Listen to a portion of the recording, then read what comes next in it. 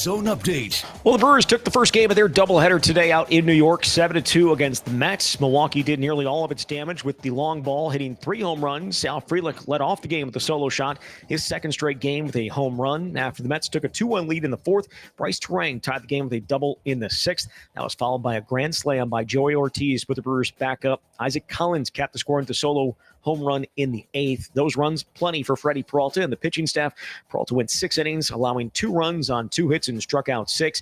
Picked up the win to improve to 9-4 on the year. Nick Mears and DL Hall threw 3 scoreless innings combined for the crew. Milwaukee improved to 11 games above 500 with the win, and now looking for the doubleheader sweep tonight. The 2 teams will close things out tomorrow before Milwaukee heads to Florida for their final road series before the All-Star break against Miami. Sunday's game going to feature the return of Brandon Woodruff to the mound for the first time since September of 2023.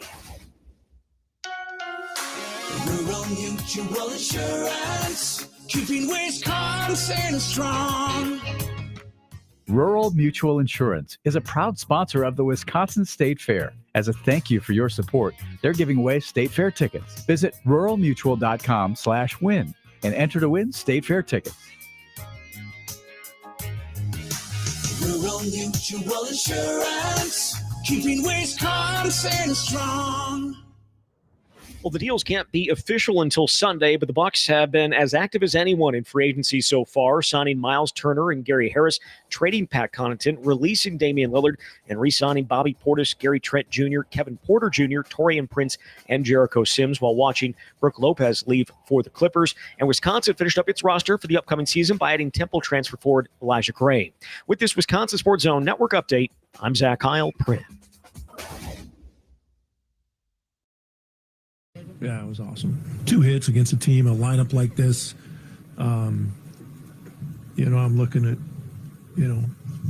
6 or 7 of those guys, and I'm like, wow, that's a pretty good lineup. It's a great outing for Freddie. Give up only 2 hits. A leadoff walk hurt him and a leadoff hit by pitch. Other than that, he was pretty flawless. And again, like always, I always mention William needs a lot of credit because they got a thing going on. That's pretty cool. There's a drive deep into left field, and it is a grand slam for Joey Ortiz. He got the head out and then some. This is where Wisconsin gathers to talk sports. Packers, Brewers, Badgers, Bucks. The Wisco Sports Show is on the air. Now, here's your host, Grant Bills. Brewers win game 1 against the Mets. A couple sound bites to kind of cap off the experience this afternoon. Freddy Peralta was good, even though, like usual, in the moment, it didn't feel like it, which I want to talk about in a few minutes. Joey Ortiz hitting a grand slam. And the soundbite that you heard there was the highlight from Jeff Levering, and Vinny Rottino was in the booth with him today. And right before that pitch, just for a little context, Vinny said, all right, 3-1, you want to pick a spot, you want to pick a certain pitch and sit on it. And if you get it, just throw the bat head at it. And if not, the pitcher had already walked the bases loaded, basically, then just take. And at the very worst, maybe you can walk in a run. And he said, Vinny Rottino basically said, sit on a pitch and throw the bat head at it. And that was this part of the call. He got the head out and then some. Which is kind of a funny little line without any context. Obviously means the bat head, but you get the head out. It's just kind of, yeah. He got the head out and then some. You know what I'm saying. So tonight, a little bit of a de facto post-game show for game 1, at least for parts of tonight's show. We don't need to dwell on the Brewers for the full 2 hours, but we haven't really talked much about the Brewers the last 2 nights. We've talked about the Bucks or the Packers or whatever else. So I'm content to spend a good amount of time on what we saw today and the Brewers in general. We're going to have an outstanding guest at 4:35. I'm so excited. He's been on the show sometime. I don't know when. It's not his maiden voyage, but it feels like his first voyage in a while. Dominic Cotroneo from FanDuel Sports Network. He does stats and research, and you see him in the booth every once in a while on the broadcast. But then I hear him a lot on the Brewers flagship WTMJ because he does pre and post. Really good post-game show. Dom is one of the smartest people in the Brewers media sphere. I learn a ton listening to Dom. And our paths just don't cross often. And when I do see him at the ballpark, which I don't cover a lot of games, he's always He's trying to size me up. What do you do? What's your angle? Why are you here? You don't have a story to write. You don't. And I always I don't know, man. I had a free weekend. Figured I'd come show face.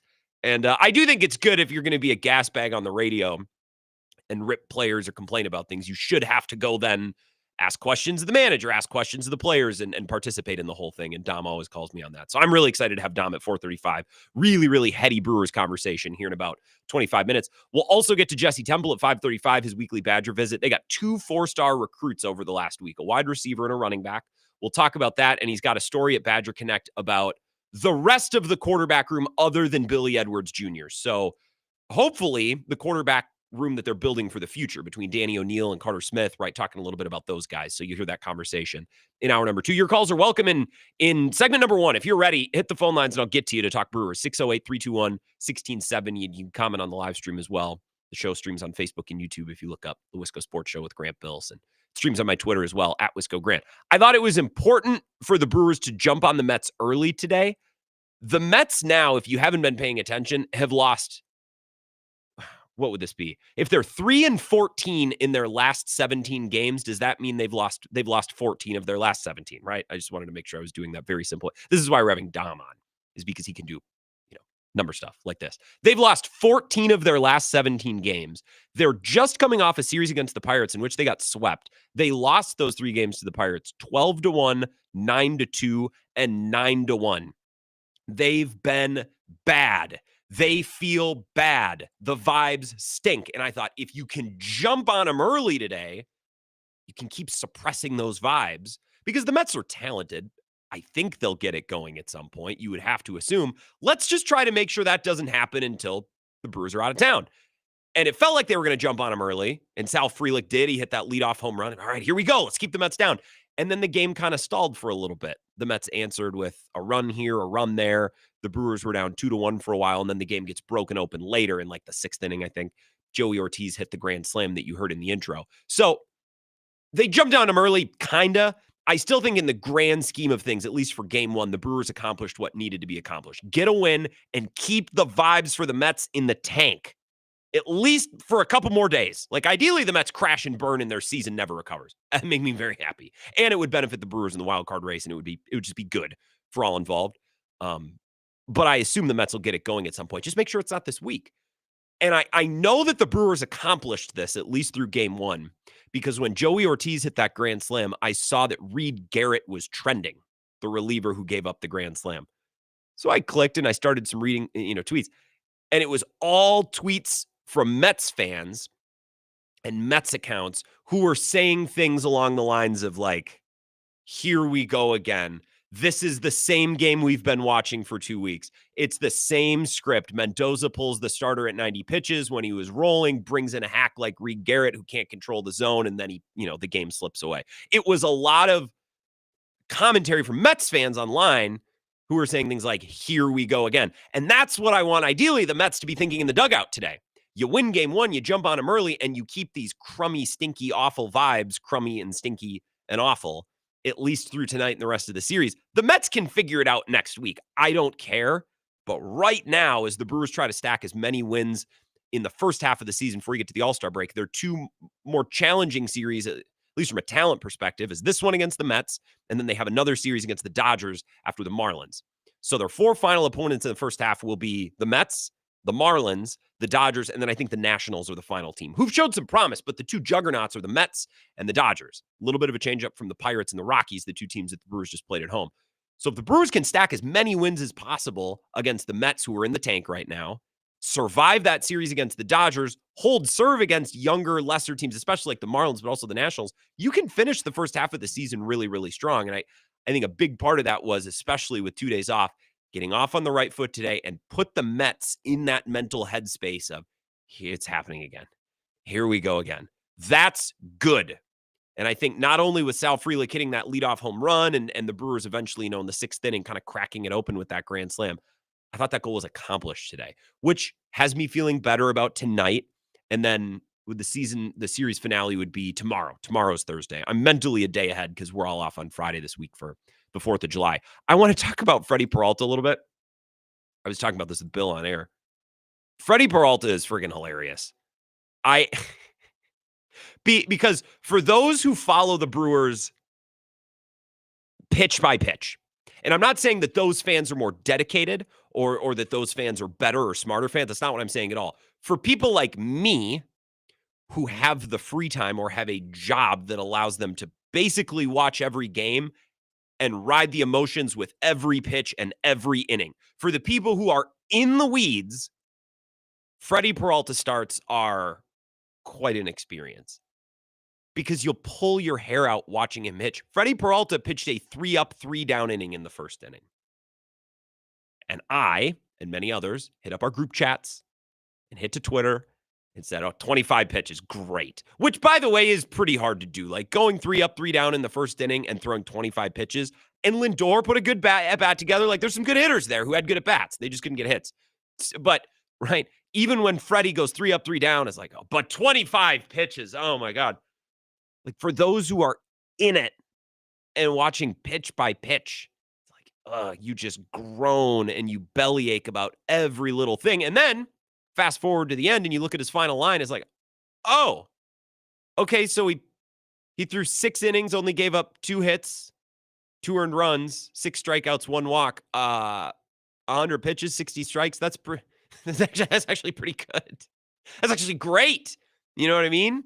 Like, you'll take that most times. If not for a leadoff walk and a hit by pitch, Freddy Peralta might have thrown a 6-inning 1-run performance or even a shutout performance. Like, Freddy Peralta had a great start today. And if you just checked at the end of the game because you were busy, I don't know, at work or doing something important, unlike the rest of us, you might look at that final line. You might look at the stats from today's game and go, nice job, Freddy Peralta. That's a great start. Job well done.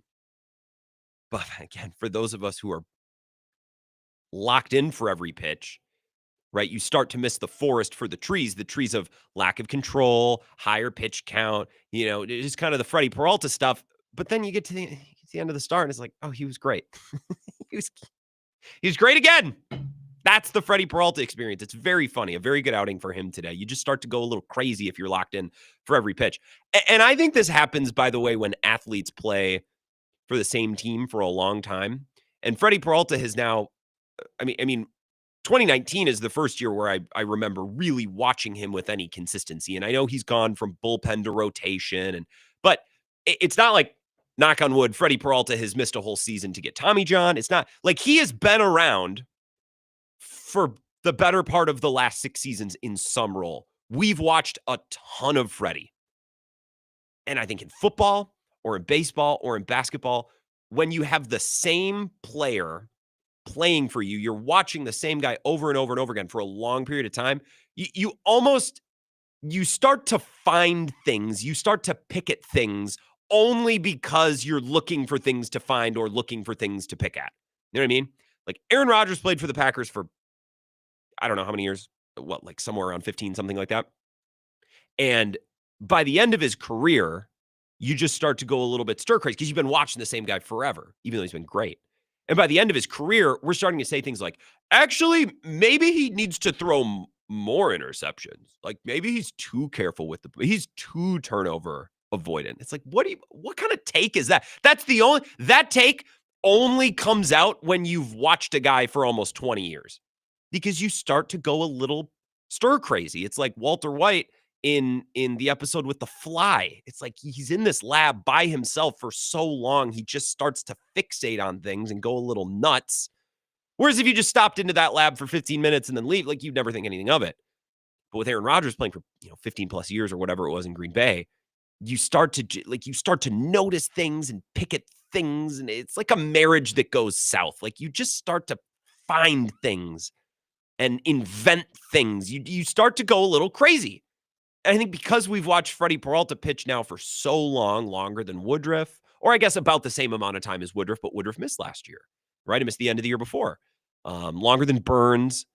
He, yes, did have a longer runway than Eric Lauer, although I will contend again and remind you that Eric Lauer did have a stretch of pretty elite baseball in 2021, right? I'm being a jackass, but you know what I mean? Freddy Peralta has been a staple. Josh Hader's come and gone. Devin Williams has come and gone. A lot of relievers, a lot of position players. It's basically Freddy, at least on the pitching side of things.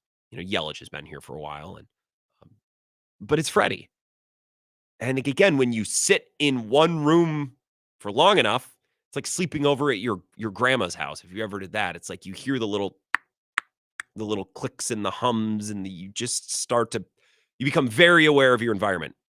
And I think that happens with our favorite athletes too. When we watch them for a long time, we just start to look for things or invent things or find things that bother us or that jump out to us. And I think maybe a worthwhile challenge for Brewers fans, maybe something that would be productive for me. Next time Freddy pitches, I'm just not going to watch him pitch. I'm just going to tap in the 6th inning or whenever he exits, and I'm going to look at his final line, and I'm going to draw my conclusions based on that. And maybe I'll actually have a better grasp and a better understanding of how the game actually went. Because I think when you get in the weeds on these Freddy starts, you start to bellyache and piss and moan about, a little lack of command. He gets a little wild, but then, he exits the game, and he gave the offense ample opportunity today. It took them a little while. I think it took them, until the 6th inning? The top of the 6th, the Brewers scored 5 runs. But they eventually got it done, and Freddy Peralta exits throwing 100 pitches, clearing 6 innings, which is important in game 1 of a doubleheader. They only had to use Nick Mears as their only leverage arm that they used. DL Hall took them the rest of the way. So ostensibly for game 2, you have Uribe, McGill, Ashby, Koenig, Grant Anderson. You have all those guys available if you need them. And he only gave up 2 runs, struck out 6, only walked 1. So why am I complaining of lack of command or pitch count? He only walked 1 guy. So I just think you get in the weeds with Freddy Peralta a little bit. You start to lose your mind. I think your perspective and your takeaways get a little warped. We'll talk about that with Dom Cotroneo coming up at the bottom of this hour, pre and post Brewers Radio Network. I love Dom. Our paths just don't cross a whole lot, so I'm very excited to have him. I've been looking forward to this since Monday when we first set it up. I will take your calls next at 608-321-1670. This is the Wisco Sports Show with Grant Bills on the Wisconsin Sports Zone Radio Network.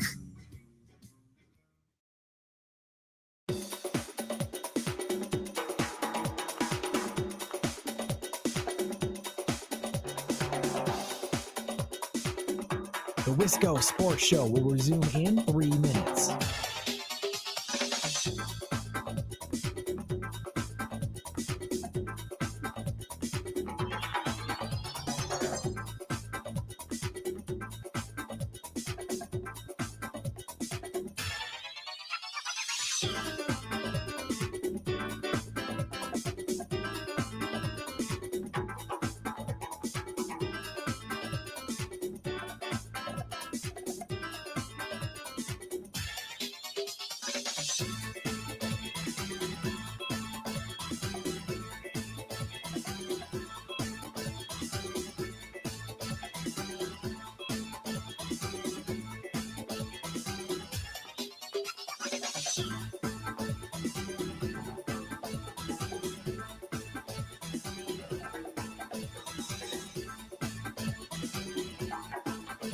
The Wisco Sports Show will resume in 2 minutes.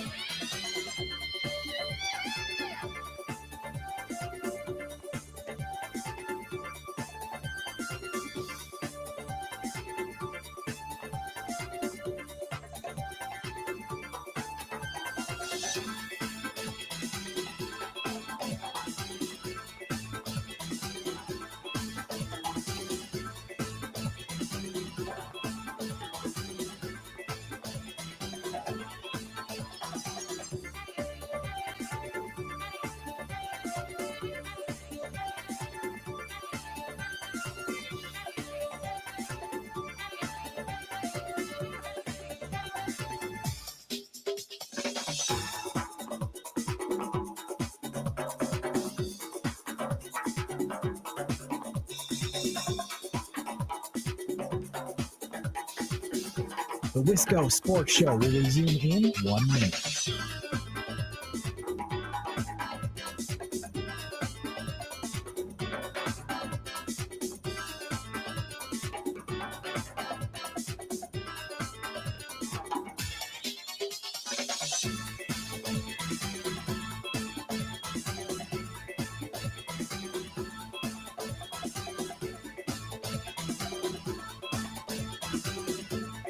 The Wisco Sports Show will resume in 30 seconds.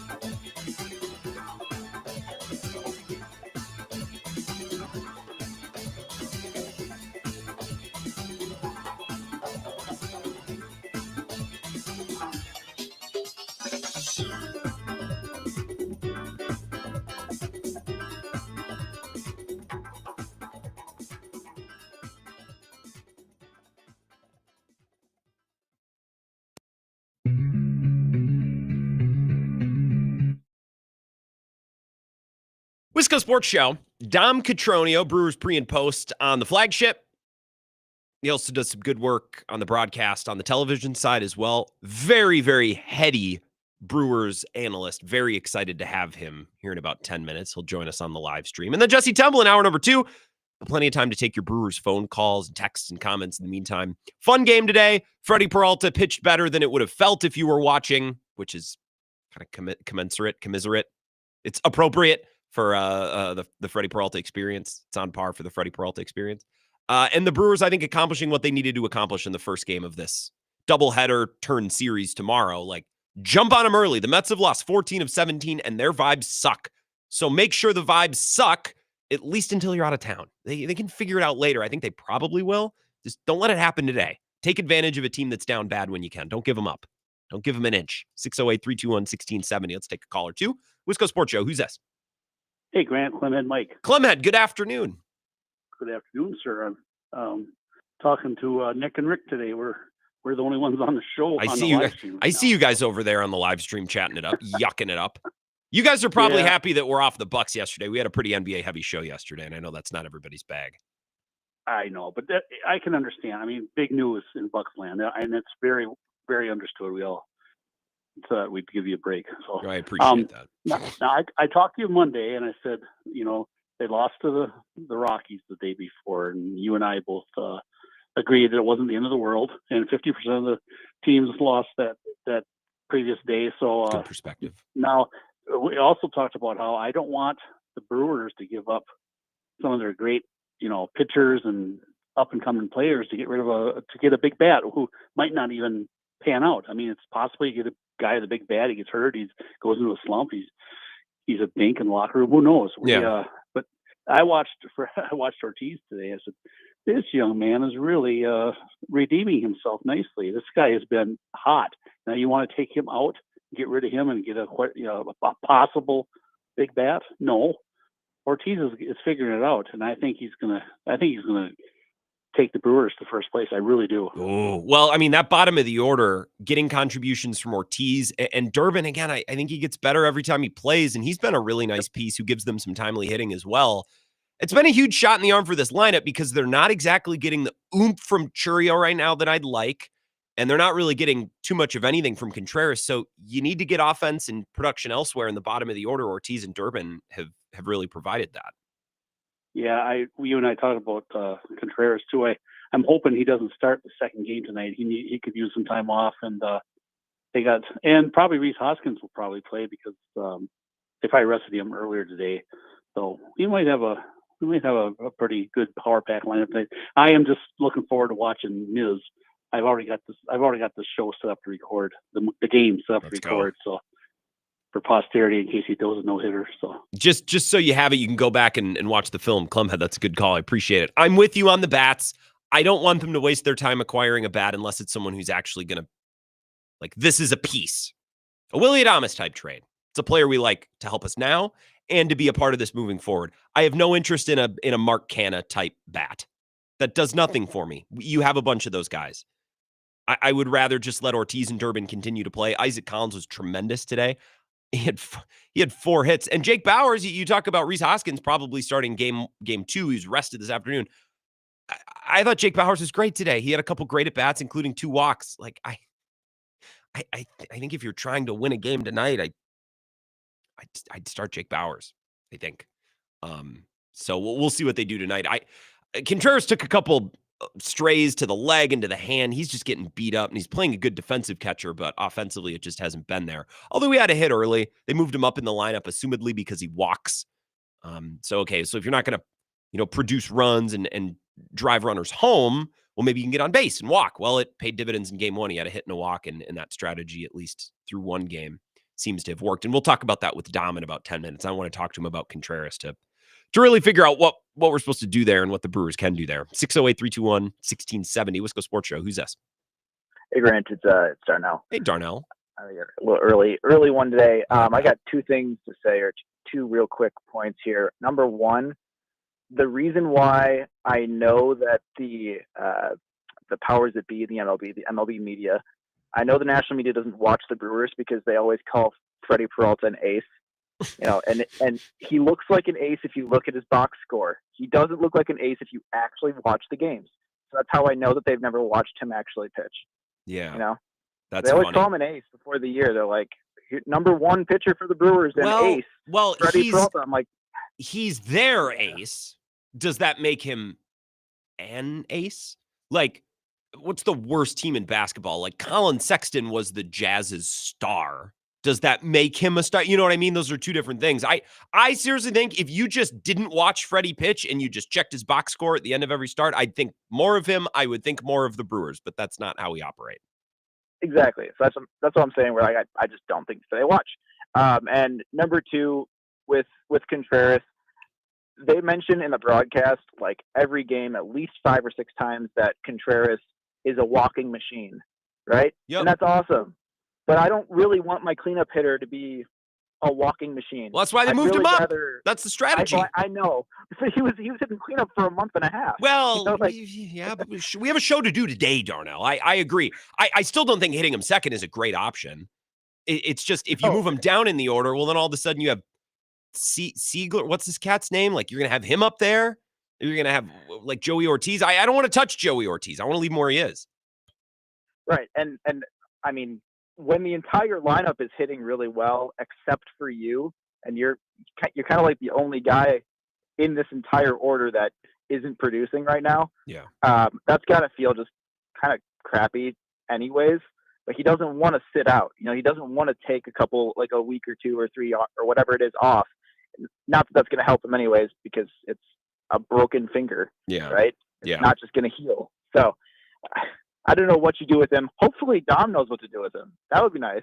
Well, that's one of the things that I'm most excited to talk about with Dom coming up. It's like, what do we do with Contreras? Because it's such a unique situation. He's playing great defensively. I think this is as good as he's looked defensively since he first got to Milwaukee. And he might be even better at controlling runners than he was in his first season. He was great in year one as a defensive catcher and a pitch framer. And then that trailed off a little bit. This year, I think it's come back, and he's throwing out base runners for whatever reason at a really high clip. That's how he's adding his most value to this team. And also, Murphy, after every game, will say, and shout out to Contreras for catching a great game. It's obvious that he's valuable there. But he's playing every day, and he's supposed to be one of your big sticks, and he just can't hack it. Now, the lineup is out. I guess when Clem had mentioned that Hoskins will probably be in the lineup tonight, I forgot that the lineup is out. It's a little different than I expected. Contreras is DHing, which isn't shocking, but Yelich is playing the field and left. Isaac Collins is sitting after going 4 for 4, and Siegler's playing at third base again. Durbin's not going to play at all today, and I think Durbin's on like a 7-game hitting streak. He's had a great month of June. So it's a little odd. I'm not going to lose my mind over a lineup card in game 2 of a doubleheader. Like, how is Collins not in there? I don't know. He just played a full game in left field. It stands to reason that maybe he could, use game number 2 off. You could use him as a pinch hitter if you needed. It is a little odd that Durbin's sitting both games today. I wonder if, he's dealing with something. I don't know. Something's a little banged up. Something's a little boo-booed. He's got a hangnail or a twisted ankle. I don't know. Maybe something like that.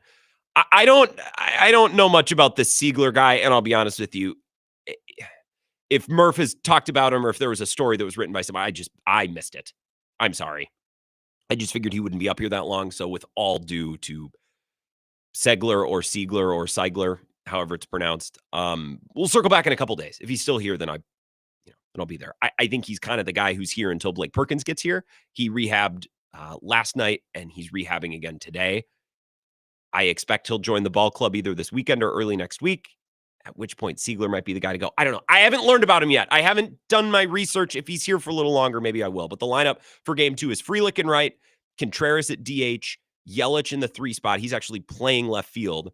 Churio in center, Terang at second, Hoskins at first, Siegler at third, Ortiz at short, and then Haas is batting ninth and catching.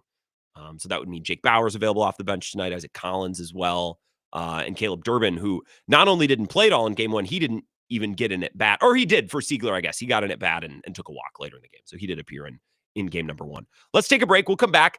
Dominic Cotroneo, the pre and the post on WTMJ, the Brewers flagship. He also is a part of the team at FanDuel Sports Network with the stats and the production. He is one of the smartest Brewers people that we have, and I'm really psyched to have him coming up next. It's not an opportunity that I get very often to combine forces with Dom and to have him on the show. So I'm really excited. He'll join us next. This is the Wisco Sports Show with Grant Bills on the Wisconsin Sports Zone Radio Network.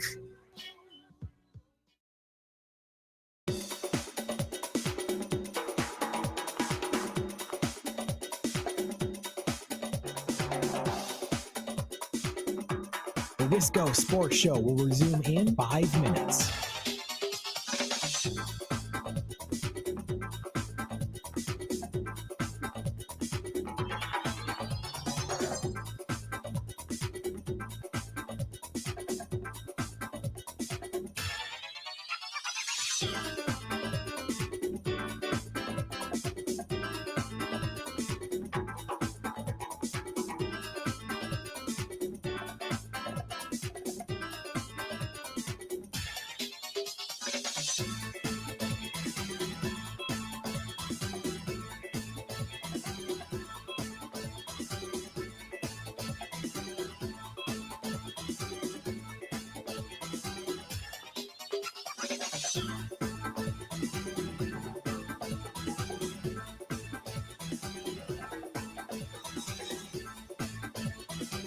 The Wisco Sports Show will resume in 4 minutes.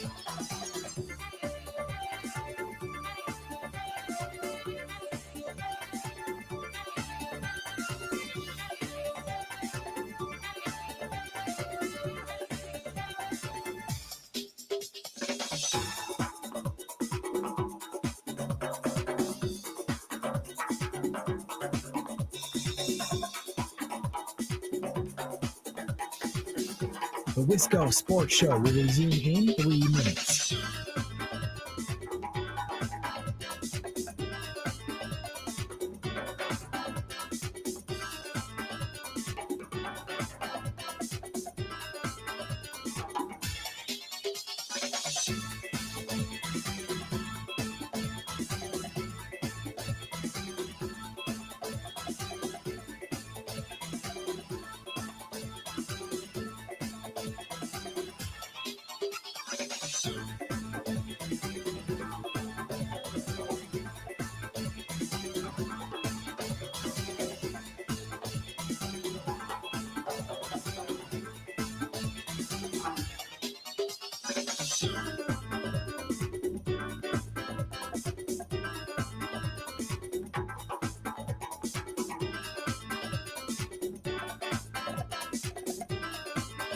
The Wisco Sports Show will resume in 2 minutes.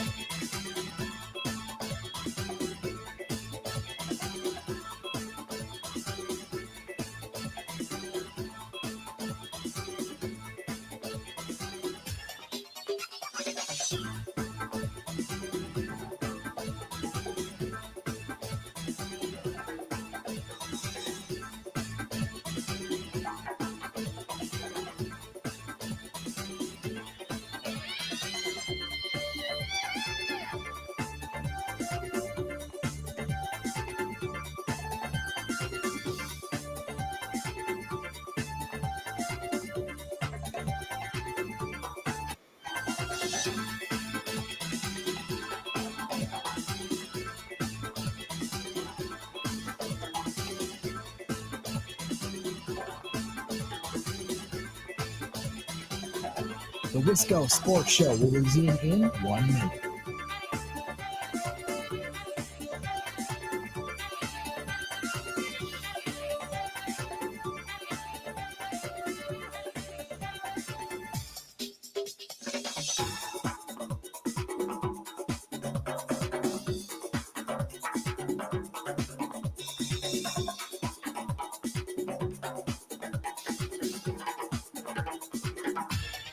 The Wisco Sports Show will resume in 30 seconds.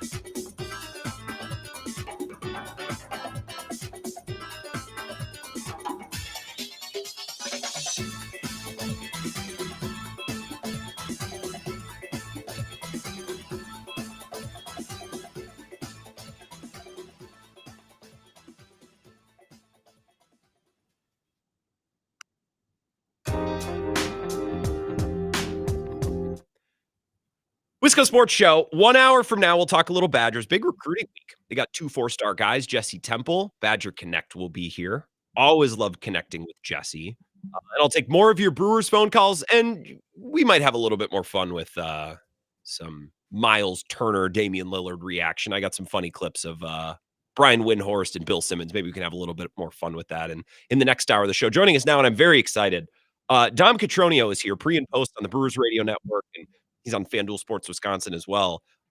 Dom, I listened to your show a ton, like even in Thank you the next morning, and I learned a lot from it. We just don't get a chance to cross paths very often. And when I'm at the ballpark, I feel like you think I have a motive. You're like, what is your angle here at the ballpark today? Which I appreciate. How have you been? How are you?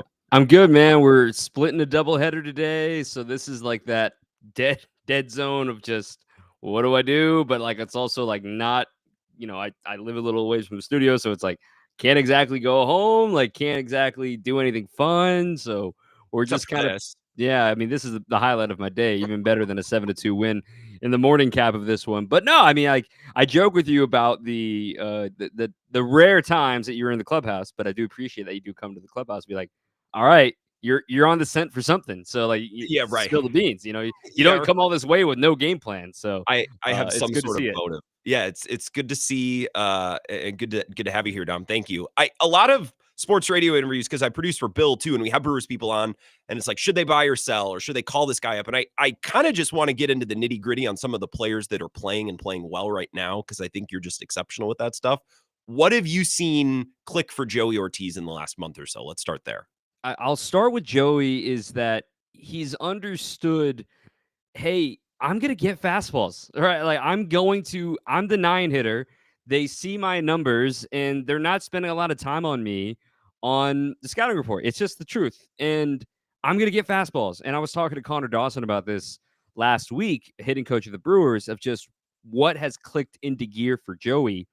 And comfort with 2 strikes is not a real thing you want to be. Yeah, I'm fine with 2 strikes. No one wants to get the 2 strikes, but Joey gets the 2 strikes a lot because he sees a lot of fastballs, and his timing was a little bit off earlier in the season. And then he unlocked the right side. And when you have 2 strikes on you and you knock a single through the right side, that is the number one way to just get an opposing pitcher angry. It's like, I had this guy beat, and he just pokes one the other way. Like, isn't he a man? Doesn't he want to try to swing hard? Like, come on. But yeah. Joey took the humble approach, and now we're seeing what a juxtaposition. I'm going to talk about this on my show tonight, of just the duality of man, to be able to bases loaded, 1 out. You've got the starting pitcher on the ropes, and then you swing at the first pitch sinker, bounce into a double play, end the inning. It's like, to use Pat Murphy's taser, like that would be a spot to use it. And then you get another chance against, a different guy, and bang, it doesn't come back. So that's beauty of baseball, redemption instantly. And first career grand slam. What a way to do it. Do you think he's settled in to short? Was that a transition, or was that something that maybe fans didn't appreciate enough, that transition? Did that take some of his energy and maybe contribute to his earlier struggles? I think that's a small part of it. It's a good thing to point out. But honestly, I think it's not just about short. It's about Willie's departure. It's about, hey, I did this in the first half last year, then I didn't do it in the second half. So let me get off to a good start. Let me squeeze the bat a little harder. Let me show that I'm that guy from the first half. And he's still like, if you can compare it to, if listeners who understand, like if you move when you're in middle school or high school and you're like that first day walking into the cafeteria, like, all right, where am I going to sit? Like that's how that first year was. But the easy way to get people to like you is like play well. And that's what he did. And obviously, like the team loves him. And I think the mental side of it for Joey is always going to be the thing that needs to keep him moving, because I still believe in the talent there. I mean, the thing that we've talked about so much, and I know you've heard this, is that his value defensively outweighs his value on offense to this point in the year. That's why he plays every day. It's not because, oh my gosh, he's a liability at short and he's a liability at the bat. Why is he here? It's not that. If he's worth 4 runs as a defender and he only hurts you as 2 runs as a hitter, it's like, well, I'm going to put him out there every day. And I think the mental side of, I'm going to be out there every day. I just need to do what I did in the first half. Don't need 25 homers out of him, but it's nice to see 10, 15 homer pace with a 250 batting average over his last 3 weeks or so. Well, in the bottom of the order has provided a lot, and they've needed it because Churio's cooled off. His full month statistics from the last month are good, but I think a lot of that is 3 or 4 weeks ago. The last 2 weeks haven't been as good. And then Contreras, which I want to talk about, but the bottom of the order, Durbin's a part of that as well. I didn't expect much from him. And the thing I keep saying, I don't know if it's backed up in stats, it's just what I see. I feel like he gets a little bit better at just about everything the more that he plays. Agreed, And 100%. I don't think we talk about some of these players like Murphy does a great job of this. He's like, well, he's a kid or he's young, and fans, we forget that. But I've been pleasantly surprised by Durbin. What have you seen? I've been so surprised, especially from what I saw in spring training. I mean, just because when I was there, when he arrived, I go introduce myself, and Grant, you've met me. I'm not the biggest dude in the world. Like, I am 5'8", 175 pounds. All right, like I should be doing radio, and it is very rare that I look down at a big leaguer. And I'm not saying that in like a negative way. I'm just like, No. I'm not used Literally. to. I'm used to looking up physically at every big leaguer I talk to. Look at a funny photo of me holding a microphone up high on Christian Yelich or something. That's where you can laugh. So I meet Caleb Durbin, but yet I also look at his shoulders. I'm like, yo, you're a triangle, man. Like he's built. And the first 2 weeks of spring training, I talked to a few guys about him and talked to our coaches and just sort of like, hey, is third base really a route for him? Because remember, breaking spring training, all eyes were on Oliver Dunn. That's kind of a forgotten man at this point right now, but all eyes are on Oliver Dunn. Like, oh, you can do a platoon and you can kind of hide it, and maybe in the aggregate, moneyball this thing, whatever. And the defense I saw in spring training was like, this is a project. This is not a third baseman.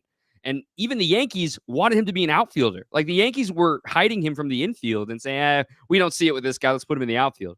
And kudos to the Brewers to say, no, he's going to be a third baseman. We believe in him, and here's why. And he's an above-average defender. The advanced metrics agree. And then offensively, he's become the guy that he was supposed to be all along. He doesn't strike out. He doesn't even walk either. But he puts the ball in play. He hits the ball hard. And he's a pest. Like he's just that perfect 7-8 guy that's going to put the ball in play. You don't know where it's going to go. And if you move a fastball a little in, he's a dead pull hitter, and it's not coming back. And that's so Brewersy. I just know Pat Murphy, as he's nicknamed him, Happy, makes Pat Murphy happy. Dom Cotroneo is here. You can hear him before and after the Brewer games, and he's on the TV side as well. Let's talk about Contreras. It's such a unique situation because I still think he's adding a ton of value defensively. Just again to the eye test, I think this is as good as he's been defensively since the year he got here. And I think he was intent on proving folks that he was a good defensive catcher, and the Brewers probably encouraged that as well. But with this broken hand, the exit velocity's down, which is kind of the thing that makes him special. And he just doesn't look comfortable, but he plays every day. So how did the Brewers navigate this the rest of the season? What if I told you on July 2nd that Joey Ortiz and Bryce Terang and Sal Frelick would have as many or one fewer homer than William Contreras?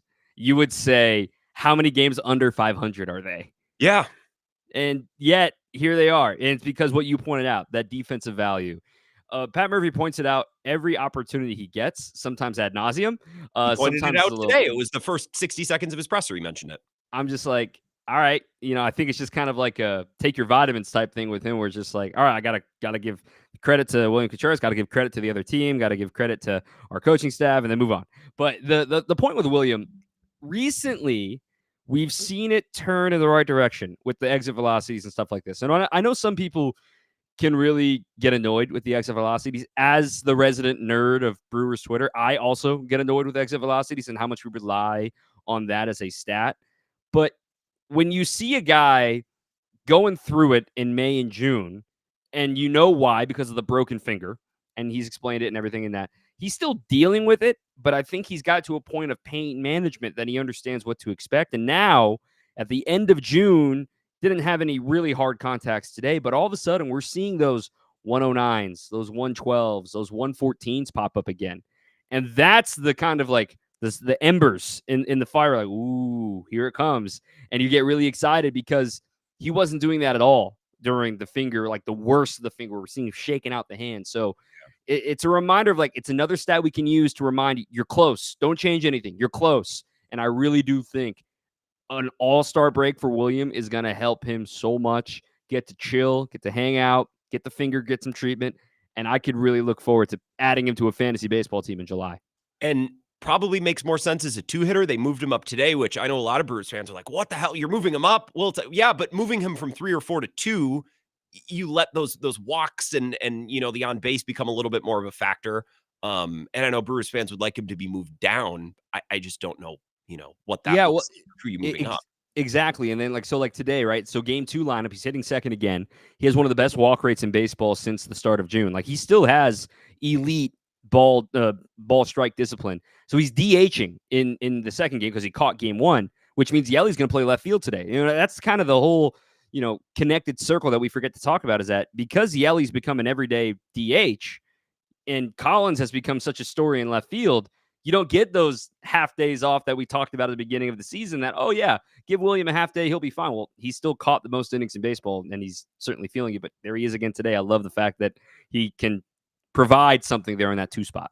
Is the win condition for this team Mears, Koenig, Uribe, McGill? Like, is that the tip of the spear that is going to take this team, if they're able to make a playoff spot and contend with the team? Like, is that the strength, and is that the thing that's going to have to lead the way?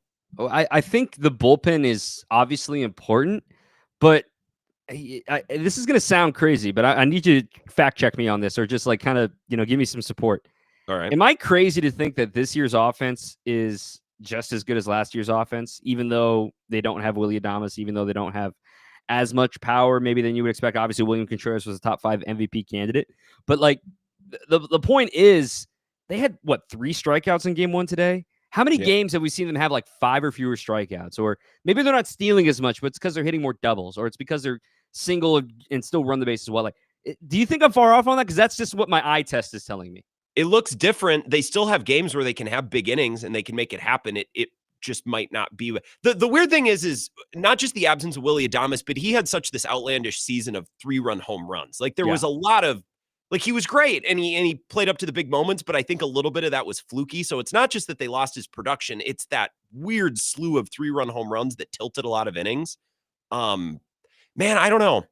Because like the reason I bring it up is because like I do feel like, yes, the bullpen's important, but I think the offense is more important, because playoffs last year, Reese goes 0-for, Willie goes virtually 0-for. Bauer comes off the bench and has a story, but in game 1 he was 0-for. It's just like the power bats that you had, and William was dealing with the knee that really didn't get out to the public, that he was hurting at the end of the season. So when your power isn't there, it's easier to shut you down. Whereas this year, the power comes in like out of nowhere, like a day like today, Isaac Collins hitting his 5th homer of the year, or, they hit a grand slam from a guy you least expect. So that's kind of how you win in the playoffs, where you don't rely on home runs are the sexiest play in baseball. I will never turn down home runs, but this team doesn't rely on home runs, if that makes sense, because they have so many other ways to manufacture runs. We lastly sparred about Sal Frelick a little bit last summer. What kind of steps or I guess additions has he made to his game this year? Because this is the best version we've seen of him for sure. Yeah, I think first of all, the whole weight thing got overblown, and Sal will be the first to tell you this. So I was looking. It's funny. Obviously, we're playing the Mets, so I'm looking at old video of the 15 minutes of bliss there from the back-to-back home runs before Pete Alonso happened. But the like him rounding second base of that home run in game 3, he's so skinny. Like he's 160. He said in that series. So he's supposed to be like 180. So he gets the 20 pounds back to get to 180 and adds another 5-10 on top of that. So it's not like, oh my God, look at this guy. Like, no, he's back to where he's supposed to be, like for a healthy, maintained weight throughout the season. Because I think one of the underrated things about a baseball season, and now that the weather's warmed up and they're playing in muggy New York City, you lose so much weight during a baseball season. Like you talk to catchers, and I guarantee you can talk to Tyler Stevenson before a game in Cincinnati, their starting catcher, weigh him before the game, and he's like 225. And then go catch a day game, come back, and he's going to be 217. It's just like you lose so much weight. So Sal learned how to maintain weight. It's not because he's trying to hit homers, and it's nice that he hit one in game 1, but it's because when he does damage to the baseball, it gives him more likely of a chance to get a base hit. It's not because he's trying to get wicked exit velocities. It's because he needs to make sure he maintains that strength to play a 162 game season, and he's on pace to play virtually, 155 games or whatever this year. I've really enjoyed Sal Frelick this season. Who hasn't? the leadoff spot is a nice spot for him. He looked like Schwarber today. That's what I saw when he jacked that one. I was like, it's kind of Kyle Schwarber. I just don't want him to get into like 2 home run, get too much in his head about, I can hit homers now. Like, no. I still like you hitting 300 and that being a legitimate batting title contender. Have we like actually thought about this for a second? Like, Sal Frelick is a batting title contender in his 3rd year in the show. It's not supposed to look this easy.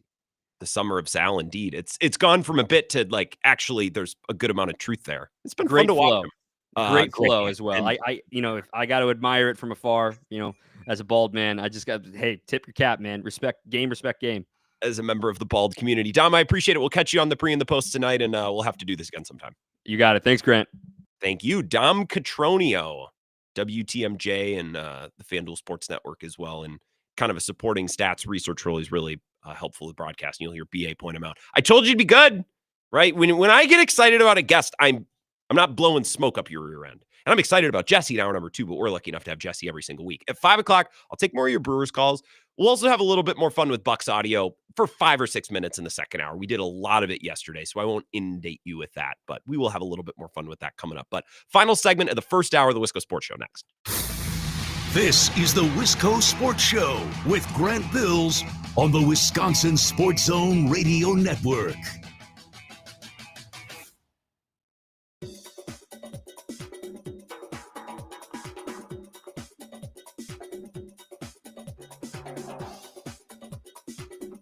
The Wisco Sports Show will resume in 3 minutes.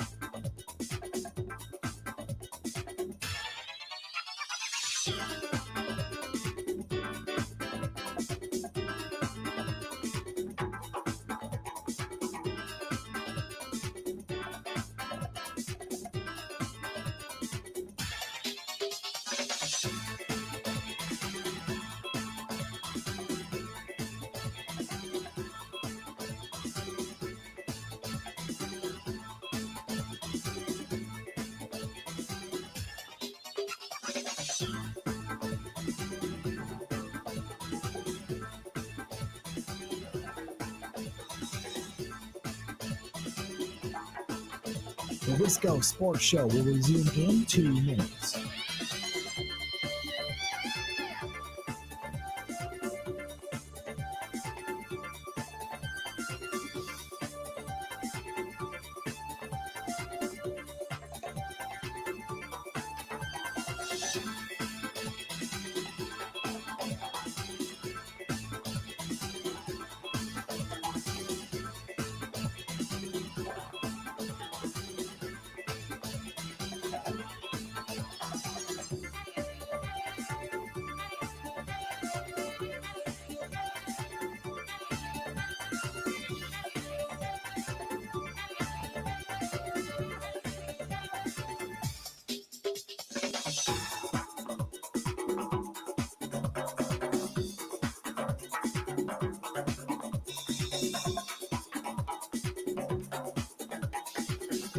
The Wisco Sports Show will resume in 1 minute.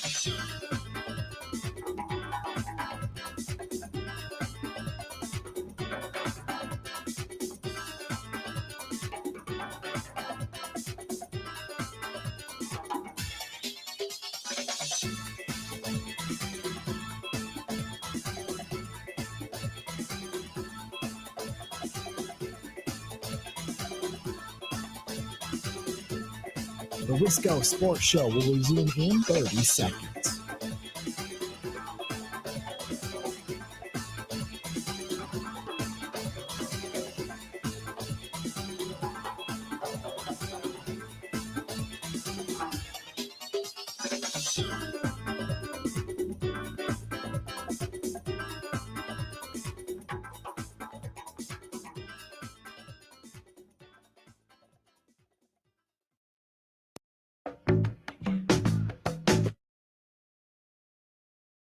It's the Wisco Sports Show. Appreciate Dom Cotroneo on WTMJ. Definitely give him a follow. I think his @ is, it's just Dom_Cotroneo.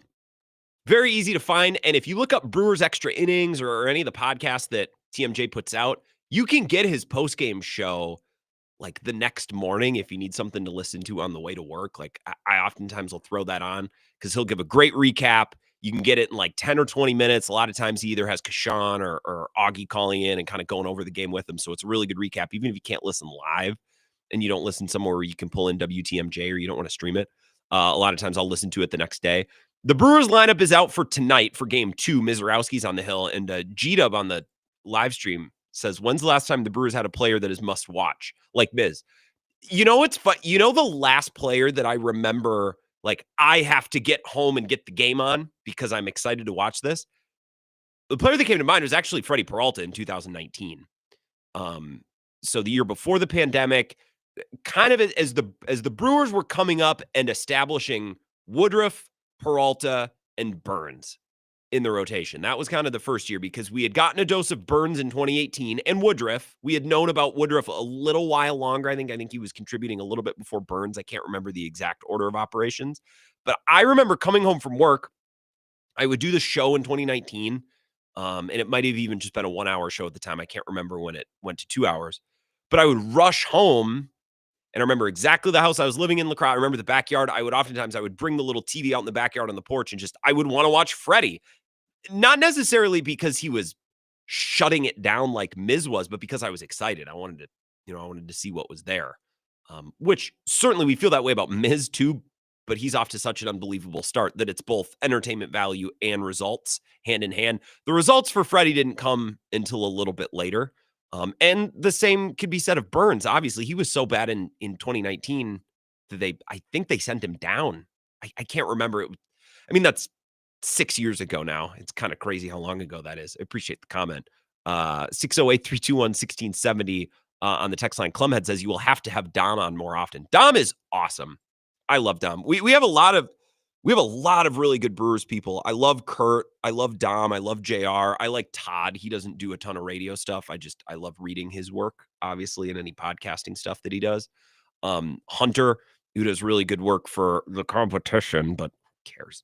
97.3 and the game. So we have a lot of really good Brewers people. I was excited to have Dom on today. I've been looking forward to that since Monday when we first got it on the calendar. When we come back, I'll take some of your Brewers calls. I'll kind of reset my takes from game 1 earlier today. One big picture take for Brewers Mets, and then a specific take about Freddy Peralta. I'll hit you with that again for those who have tuned in since 4 o'clock. I'll take your calls if you have anything to say. It just feels great to have the Brewers back because they were off on Monday. They were rained out yesterday. It's like, hey, there's not a lot going on right now. I need the content. I need the Brewer games. Luckily, that whole Miles Turner, Damian Lillard thing yesterday gave us a big piece of red meat, but it's baseball season. I want some games. So it feels good to have them back and excited for game number 2 tonight. I'll take your calls on game 1 and what you expect from tonight and how you're feeling about this team as we get into the second hour.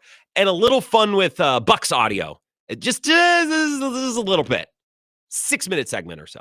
We did a lot of it yesterday, I know, so I won't completely and totally inundate you with more Brian Windhorst and Bill Simmons audio, although I do have a clip from both of them that I want to play. So we'll get to that. Maybe we'll hear a little bit from Pat Murphy. I have his presser that I want to kind of pick at. I haven't been able to listen to the whole thing yet. So we'll do that next. Hour number 2 of the Wisco Sports Show. Your phone calls at 608-321-1670 coming up in 2 minutes right after Zach's update.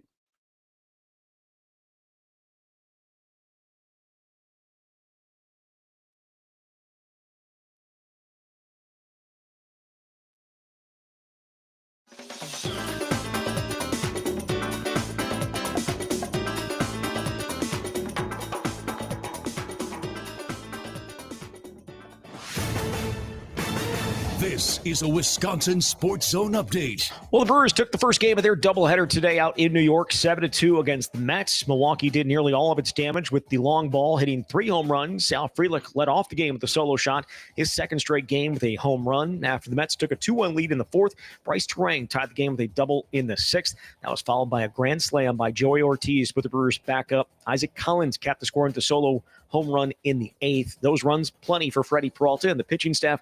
Peralta went 6 innings, allowing 2 runs on 2 hits and struck out 6. Picked up the win to improve to 9-4 on the year. Nick Mears and DL Hall threw 3 scoreless innings combined for the Crew. Milwaukee improved to 11 games above 500 with the win, and now looking for the doubleheader sweep tonight. The two teams will close things out tomorrow before Milwaukee heads to Florida for their final road series before the All-Star break against Miami. Sunday's game going to feature the return of Brandon Woodruff to the mound for the first time since September of 2023.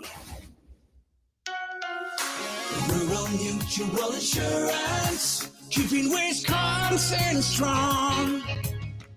Rural Mutual Insurance is a proud sponsor of the Wisconsin State Fair. As a thank you for your support, they're giving away State Fair tickets. Visit ruralmutual.com/win and enter to win State Fair tickets. Rural Mutual Insurance, keeping Wisconsin strong. Well, the deals can't be official until Sunday, but the Bucs have been as active as anyone in free agency so far, signing Miles Turner and Gary Harris, trading Pat Connaughton, releasing Damian Lillard, and re-signing Bobby Portis, Gary Trent Jr., Kevin Porter Jr., Torian Prince, and Jericho Sims, while watching Brooke Lopez leave for the Clippers. And Wisconsin finished up its roster for the upcoming season by adding Temple transfer forward Elijah Gray. With this Wisconsin Sports Zone Network update, I'm Zach Heil, Print.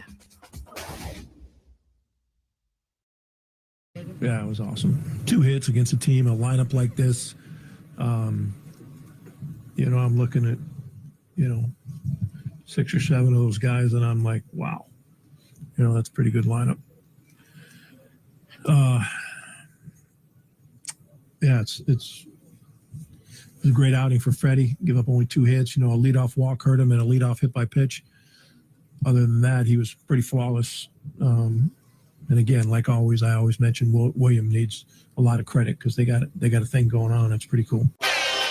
There's a drive deep into left field, and it is a grand slam for Joey Ortiz. He got the head out and then some. This is where Wisconsin gathers to talk sports. Packers, Brewers, Badgers, Bucks. The Wisco Sports Show is on the air. Now, here's your host, Grant Bills. Hour number 2 of the Wisco Sports Show got Pat Murphy's post-game audio from Game 1. We might dip into that a little bit just because I'm curious. Joey Ortiz with a grand slam and Freddy Peralta with a very Freddy Peralta type start, which I want to talk about, kind of reset my opening takes back at 4 o'clock for those who have joined. Dom Cotroneo was here about a half hour ago. If you missed that, I cannot recommend enough that you go back and listen to that either in the podcast tomorrow or rewind the live stream. I also think because I'm off on Friday, I got to put together a little bit of a best of. That's definitely going in there. So you could probably circle back on Friday and hear that conversation again because Dom was excellent.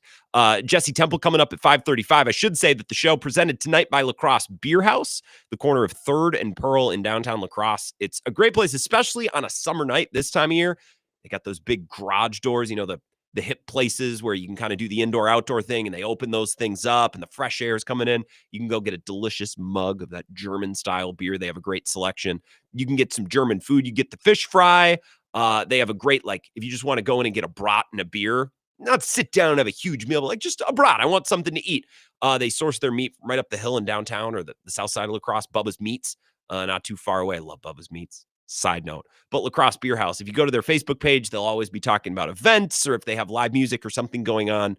But I can't recommend that spot enough. Right in the heart, right in the center of the universe there in downtown La Crosse on the corner of 3rd and Pearl.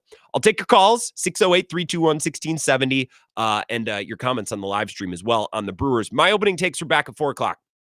The Mets have been struggling. If you have not been paying attention to the New York Mets, and why would you? But I see little things here and there. Steve Cohen actually put out a statement last week. The owner, the guy, Mr. Moneybags, put out a statement. He was like, yeah, I didn't see this coming. Don't worry, we'll get through it. Like when the owner has to issue a statement, and he probably didn't have to issue a statement. There's no clause. It's like if your team loses a certain number of games in a window, you have to, make yourself available to the media. It just got that bad where he's like, I gotta tweet something out.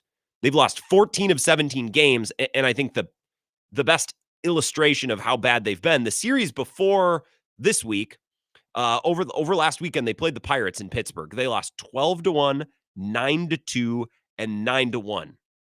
very loose mental math, 9, 9, and 12 is 30. They were outscored 30-4. Did I do that mental math very quickly? They got clobbered. The vibes suck. They've lost 14 of 17 games, and I thought today it's important for the Brewers to roll in after a day off and a rain out. Keep them down. Keep them down. You know what I mean? The Mets are talented, and at some point, I think they'll figure it out. I mean, you lose 14-17. Like, oh, okay, maybe at some point you won't. I don't know. Maybe the manager gets fired. Maybe something gets weird. But they have the talent to be a good team.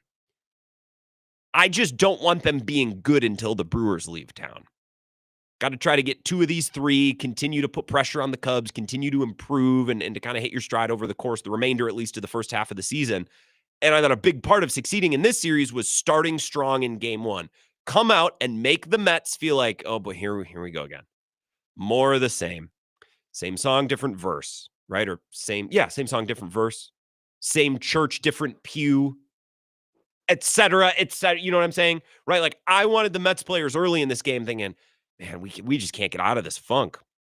Whereas if Freddy Peralta comes in today, gives up 4 runs in the first inning, the Brewers are down 4-0. Like, the Mets are like, all right, here we go. We finally got this thing going. We finally shook this funk. I don't want them feeling like that.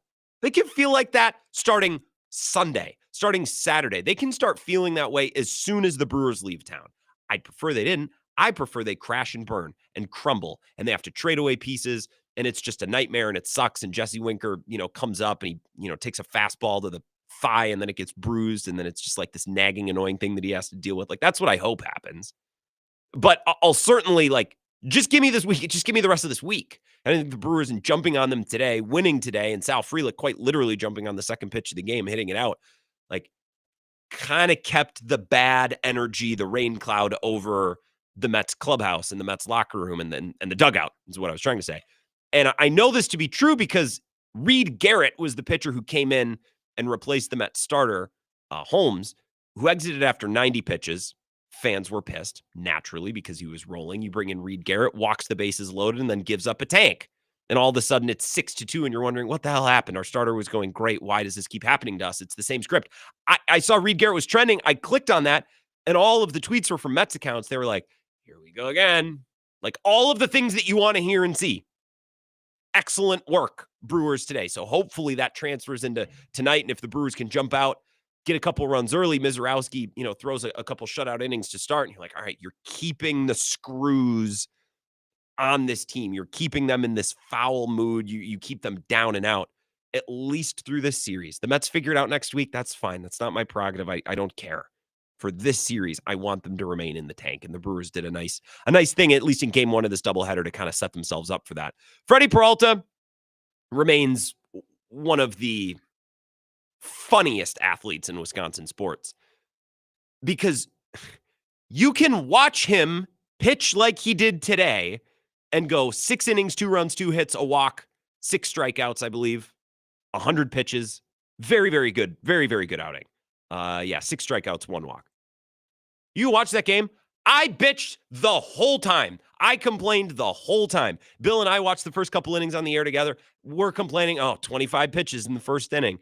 Look, he's hitting batters. He's walking guys. Those guys come around to score. Imagine that. Wild, kind of wild and loose around the zone. A lot of wasted and uncompetitive pitches. But then if you just zoom out, take a walk, and check back in and look at his final line, yeah, I'll take 6 innings, 2 runs on 2 hits, a walk, 6 strikeouts, 60 strikes out of 100 pitches. Like, I'll take that. But when you're watching him, if you're watching every pitch, it starts to get a little laborious. You start to go like, oh, God. And then at the end of the day, you're like, oh, he actually played pretty well. And I think this happens with players who've been on our team for a while. Like, Rogers was the same thing. You just start finding criticisms and complaints, even when the guy plays well. It's like, well, yeah, he's not throwing picks, but maybe he should throw a couple picks. Like, do you hear yourself? That's insane. Like, if you get a little stir crazy when a certain athlete plays for your same team for 6 years. In the case of Freddy Peralta, Aaron Rodgers, what was it, 15 years he was around? I don't know how many years as a starter. You get a little cabin fever, and I think we've gotten that with Freddie. And I think I would probably better understand and appreciate the job that he's done if I just tuned in the 6th inning and looked at the box score. I think I would save myself a lot of headache. And I think I would probably be more keen observer of Brewers baseball and of Freddy Peralta. Let's listen to a little bit of Murph. I know his press conference started with a conversation about Freddy. Let's start there. Yeah, it was awesome. 2 hits against a team, a lineup like this. I'm looking at, 6 or 7 of those guys, and I'm like, wow, that's a pretty good lineup. It's a great outing for Freddie. Give up only 2 hits. A leadoff walk hurt him and a leadoff hit by pitch. Other than that, he was pretty flawless. And again, like always, I always mention William needs a lot of credit because they got a thing going on. It's pretty cool. Yeah, it's also always game 1 of a doubleheader. You'll maybe face decisions about how far to push your pitching. Yeah. You're right. He sort of spared everybody all. Well, 4-run game there until Collins' home run. So it's like you're just trying to do everything you can to keep the pressure on so you can get to not having to use your normal leverage guys, but our other guys are coming on. The way DL Hall threw the ball today, like I said, if we've got the type of team we have and who we are and like kind of how we have to operate, all 8 relievers have to be able to pitch and leverage. It has to happen. So it's a focal point where, you don't hang around if you're not ready for that. And the way DL threw the ball today bodes well for him. And but starters going 6 and 6+, that matters. So I want to talk about the idea of all 8 guys pitching leverage. And when he says 8 guys, I assume, and I think I fairly assume that he means Uribe, McGill, Mears, Koenig, Hall, Ashby, Zastryzny, Anderson. 8 guys. I don't know that I need all 8 of those to pitch leverage, whatever leverage means. You're always going to have the 4 who are going to pitch leverage: McGill, Uribe, Mears, Koenig, probably in that order from backwards to forwards, although lefty-righty is a real thing with like Koenig, Uribe. I think McGill 1. I probably trust Mears just about as much as anybody, but they can go through their ebbs and flows, and they wax and wane a little bit with how dialed in or how rested they are. But those are your 4. The next 2 are Ashby and Hall, and I don't know if I view those guys as leverage guys, and I wouldn't say they need to be able to pitch and leverage for this team to win. It would certainly be nice. It would certainly be great if you could bring Aaron Ashby in the 7th inning of a tie ball game, Brewers-Cubs in September. Like, that would be great. Just as important as that, I would also like to be able to call on Ashby and DL Hall, who I think of very similarly, as a guy who, like, all right, our starter only went 5. Can you get us to the 8th? Can you throw the 6th and the 7th? And do it at a good level. Like, I'm not saying mop-up duty. I don't want to relegate Ashby and DL Hall to mop-up duty because, as Spencer Michaelis told us last week, I had him on Bill's show, like, Ashby might have some of the best stuff on the Brewers. He might have some of the filthiest stuff for a lefty in baseball. He's got really good stuff. So, to pitch at a high level, yes. I want Ashby to be able to, like, come in and pitch the 6th and the 7th to be able to bridge, like, a Freddy Peralta start where he gets into the weeds. So you don't have to go Mears, Koenig in the 6th, 7th. We're not using Uribe in the 6th. I'd like to avoid that. DL Hall, much of the same. So leverage, I'm not sure about. It's a different type of leverage. I'd love for Hall to be able to pitch leverage. I trust Ashby a little bit more. I don't necessarily. I know DL Hall was good today. I don't trust DL Hall as far as I can throw him. We'll see how the rest of the season progresses. He just hasn't been healthy for an extended period of time when he's been a member of the Brewers. DL Hall is weird because he could. I could imagine him being out of usage or even out of the majors at the end of the year. I also could see him opening a playoff game. Like, the range of outcomes with him are just so far and wide. I would like to be able to turn to DL Hall in a tie game against the Cubs or the Phillies or the Dodgers and say, can you go pitch 2 innings? Can you be a bridge guy? Ashby, I have a little bit more trust in coming in with that stuff in the 7th or the 8th pitching leverage if the other guys in the bullpen are down. Grant Anderson is nice. Rob Zastryzny is nice. And I do trust them. Like, I'm not someone when they go to Zastryzny or Anderson, I'm like, oh, they're fine. But they're the 6th or they're the 7th and 8th guys in the bullpen for a reason. I think saying that those guys need to pitch leverage for the Brewers to win is probably a little much. Although I sure like that. Obviously, like you, of course, I'd love for all those guys to be able to throw leverage, but I think it's probably a little bit more nuanced than that. 608-321-1670, Wisco Sports Show. Who's this? This is Louie in Eau Claire. Hey, what's going on, Louie? Hey, Grant. Good ball game today. I guess my question is, I think everyone's in consensus that it'd be good for the Brewers to add either a corner outfielder or a first or third baseman, or just kind of a bigger bat, somebody who hit the ball in the ballpark. So, of the Chad Patrick, Logan Henderson, Ashby, I guess you could throw DL Hall in there. Who do you most want to protect, and who do you most want to see go, in a potential trade? For you're talking about arms or bats? Say that one more time. So, I think it's a consensus that the Brewers need to add a good bat. Sure. So, obviously, I think we'll probably need to send pitching back to whoever that would be. Who do you most want to protect, and who do you most want to see maybe potentially go in a trade that would bring in a bat? Well, I think I like Ashby more than Hall. My favorite relievers would be Uribe at the top just because he's young. I trust McGill more, but I like Uribe as an asset more, and I might even like Mears more. I think I could take or leave DL Hall at this moment in time. The weird thing is, look, if we're just talking about the numbers and we're talking about these players as assets, Louis, I think Freddy Peralta gets you the most value in a trade. But that's not a trade you can make. It's on the human level.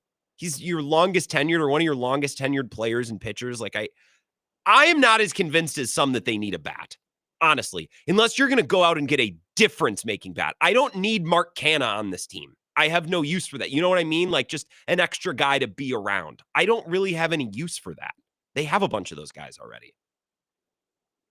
I saw something about maybe like a Eugenio Flores, somebody who, bats 230, but with, 35 home runs. Yeah, that would be an example of a legit bat. I don't know what I guess the Diamondbacks need starting pitching, but their season kind of seems like it's down the tubes already. I'd give up prospects. I don't know that there's major league players or even like quad A players that really make sense in a trade like that. But Suarez would be an example. That's a plus bat. That's not another guy in the mix. That's a difference-making power bat. I guess what I'm curious to see is how, Nestor Cortez at some point is going to be ready to come back. And a guy like DL Hall, these were all guys that they received in recent trades for high-profile guys in Devin Williams and Corbin Burns. How much pressure is Matt Arnold going to feel to show a return for those two big names and thus keep them around as opposed to maybe keeping the guys around who are best for the team? Interesting. So I guess the nice thing, Louis, that's a good call.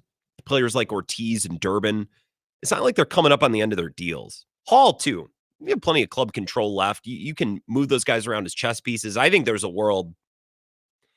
I don't know. This is hard to think about right now because the Brewers are in the midst of a season where Terang is balling, Durbin is balling, Ortiz is balling. I think it might make sense for all involved in that trio. If you could have it, in a perfect world, Durbin might be your second baseman, Terang might be your shortstop, and Ortiz could play third. But I get a little nervous about moving Terang just because he's so good at second, and I don't really know that I want to mess with that. My appetite to mess with that isn't as high as everyone else's. It's just, I still don't know that Durbin profiles as an everyday future third baseman. And if you want to keep him around and platoon him with someone else at third base, fine, I suppose. I don't know that Matt Arnold is going to have the issue that you're describing, Louis. Now, maybe with Nestor Cortez, but who cares? Nestor Cortez could never appear for the Brewers again. He could walk in free agency this fall. I would never think twice about it, and I'd never consider it again. I don't care. If he comes back and can make some starts, but they don't need him to make starts right now. And if Brandon Woodruff comes back and is any sort of good, then they definitely don't need him. So that's a weird trade. So was the Burns one, but I get what they were going for with Burns. We're going to get this high upside, 80 grade fastball or whatever DL Hall had, and then we'll get an infielder too. Like that made a little bit more sense. Durbin and Cortez was weird. You'd think, well, a starting pitcher. Who couldn't use a starting pitcher? Correct. The Brewers, though, they don't need one. Like that's the one thing that they're just flush with. And then when they needed Cortez in that first month of the season, when everyone was hurt, of course he was hurt too. So I don't think the issue that you're describing, Louis, is a real one, because I don't know that anybody is pushing Ortiz or Durbin at all. Those are the guys, and I don't know that Matt Arnold is going to have reason to replace those guys, at least with someone in the system. Cooper Pratt maybe at some point could come up and play one of those spots, but I think those are your guys for now, for better or worse. I don't know. Durbin's probably the one I'm most interested to see how he profiles and where he profiles in the future. But for this season, I think you're good, and I wouldn't worry as much about what you're describing in the offseason as you seem to be, Louis. I appreciate the call. We'll take a 3-minute break, come back, hear a little bit more from Pat Murphy, and then Jesse Temple's going to join us to talk Badgers at the bottom of the hour. This is the Wisco Sports Show with Grant Bills on the Wisconsin Sports Zone Radio Network.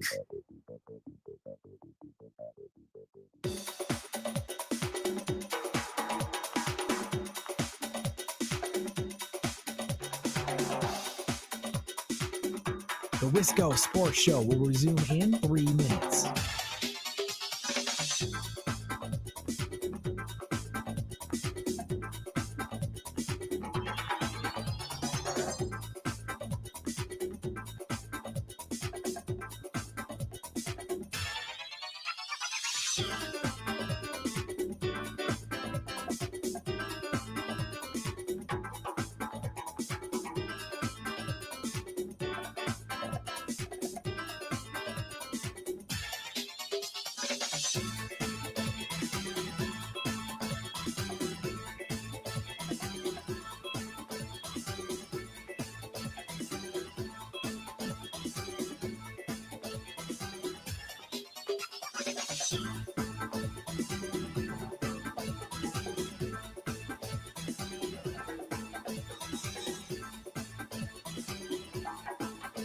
The Wisco Sports Show will resume in 2 minutes.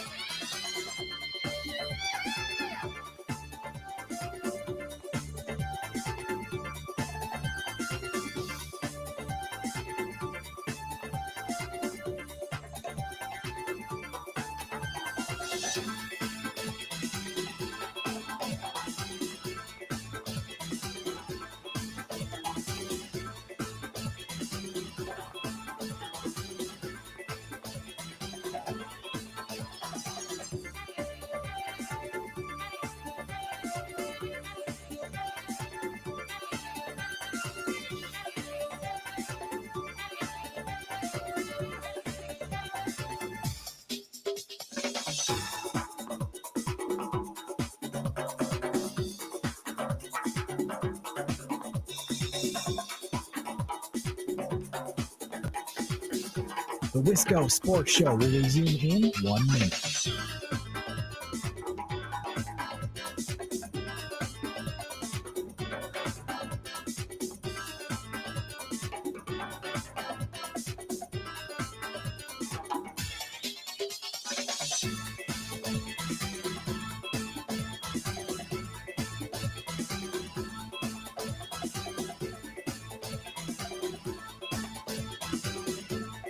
The Wisco Sports Show will resume in 30 seconds.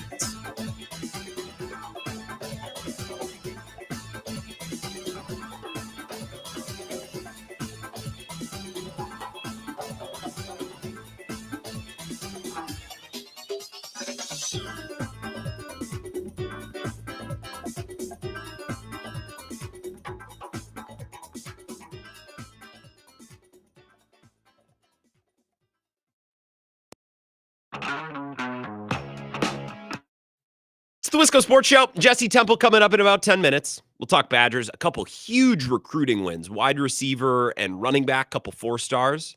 The Badgers landing commitments from in the last week. And, it's funny. I record with Jesse earlier in the afternoon.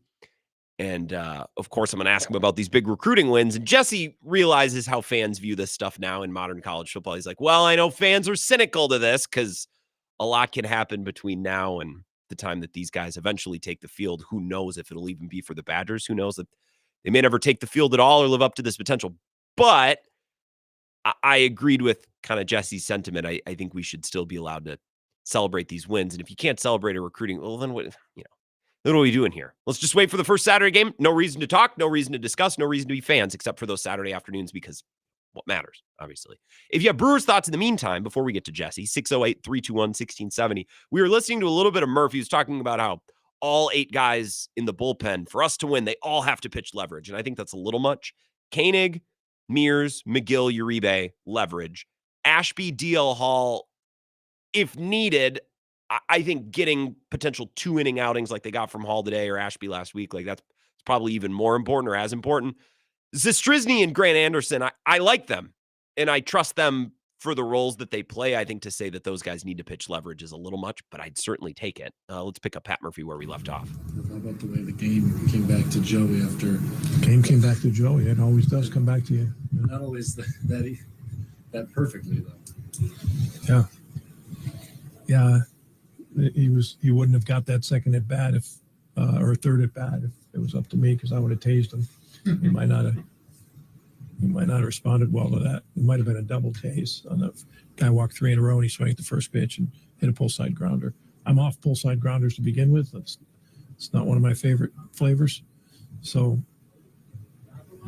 yeah, I was ready to tase him, but I think he knew that in his third at bat and responded pretty well. I'm off. He just sounded like me when he said that. I'm off of pull side grounders. It's like, I'm off of Lucas Van Ness. I'm out. I'm out. I'm out. It's not my favorite thing anyways. All those at bats off of Garrett. Starting with Bryce, just jumping on the first pitch. Bryce's game today, Collins' game today. Collins on base 5 times. Is that right? 4 hits on base 5 times for Moon.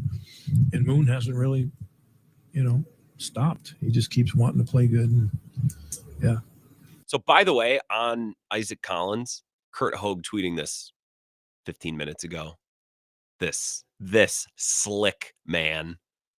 Isaac Collins currently has a higher WAR than fellow outfielders, ... O'Neal Cruz, Brandon Nimmo, Jung Ho Lee? I can't remember. A cousin of Sin-Soo Choo, of course, a Cincinnati Red staple. I saw get a load of this. I saw a Jay Bruce cut off t-shirt jersey at the gym the other night. It was in the locker room. I almost said something to the guy. That's my era of NL Central baseball. Sin-Soo Choo, Joey Votto, John Jay Bruce. And you know what? The Brewers played that team 20 times this summer. That's my NL Central. Put that to the side. Heliot Ramos, Jackson Chourio. Can you imagine?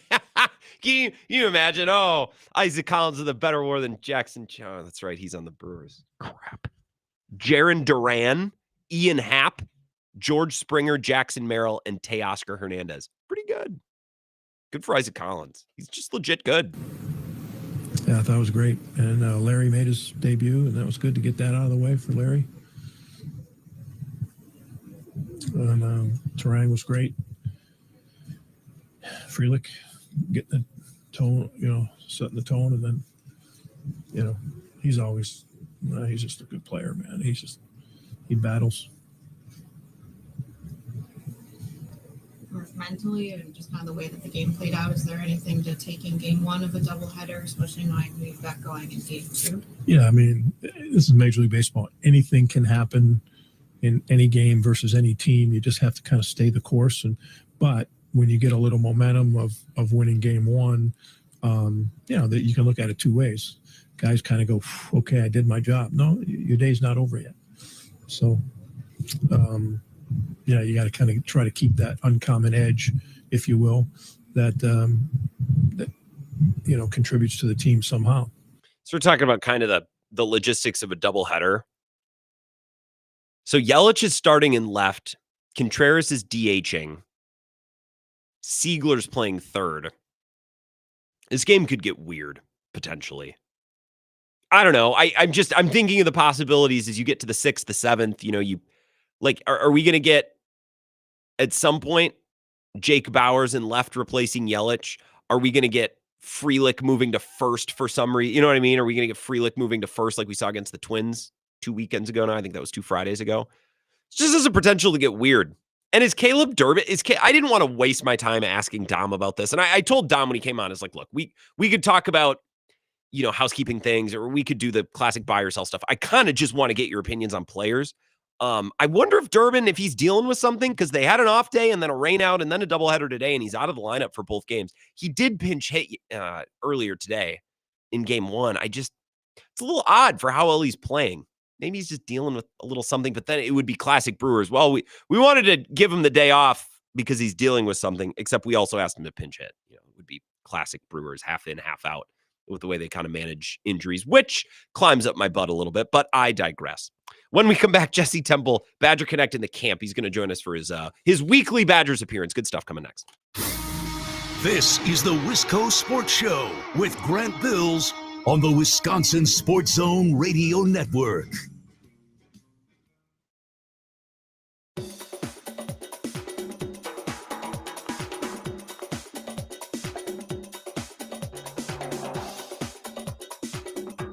The Wisco Sports Show will resume in 5 minutes.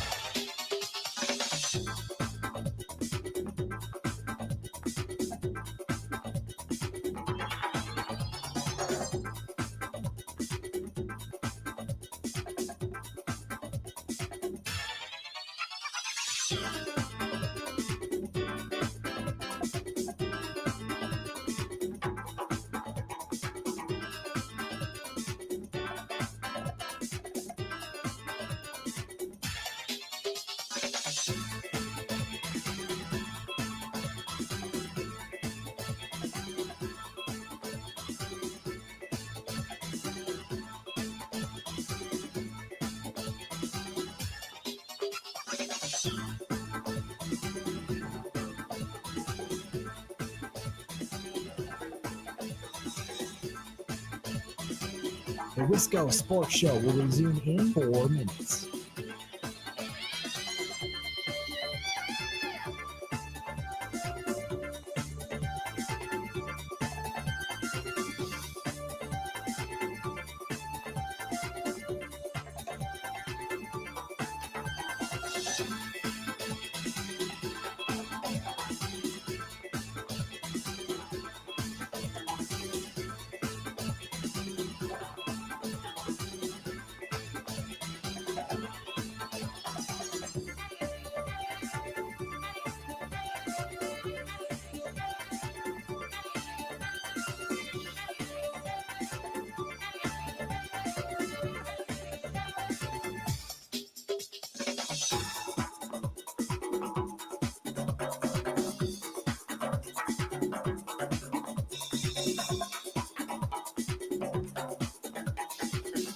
The Wisco Sports Show will resume in 3 minutes.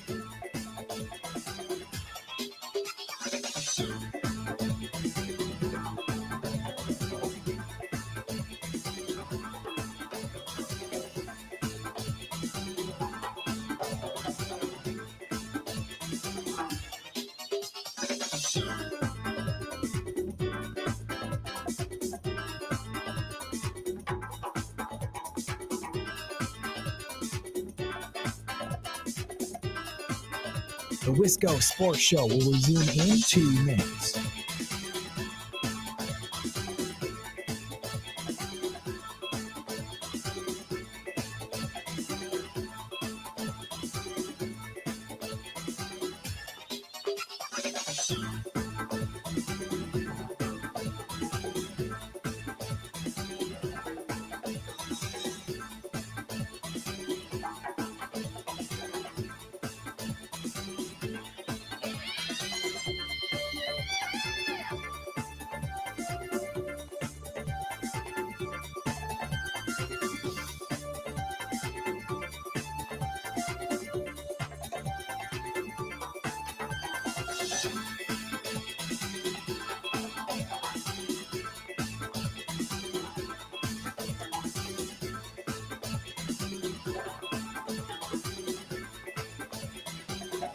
The Wisco Sports Show will resume in 1 minute.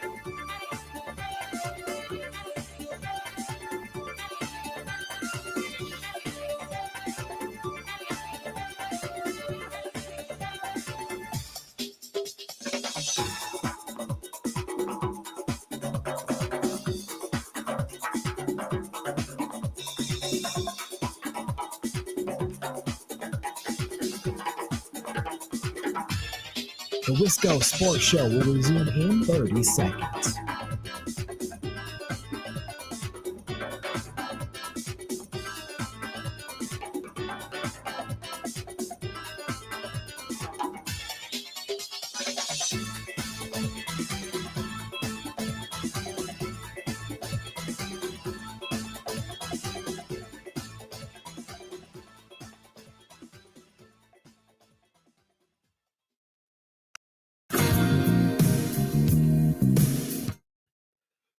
Wisco Sports Show, minutes away from Jesse Temple.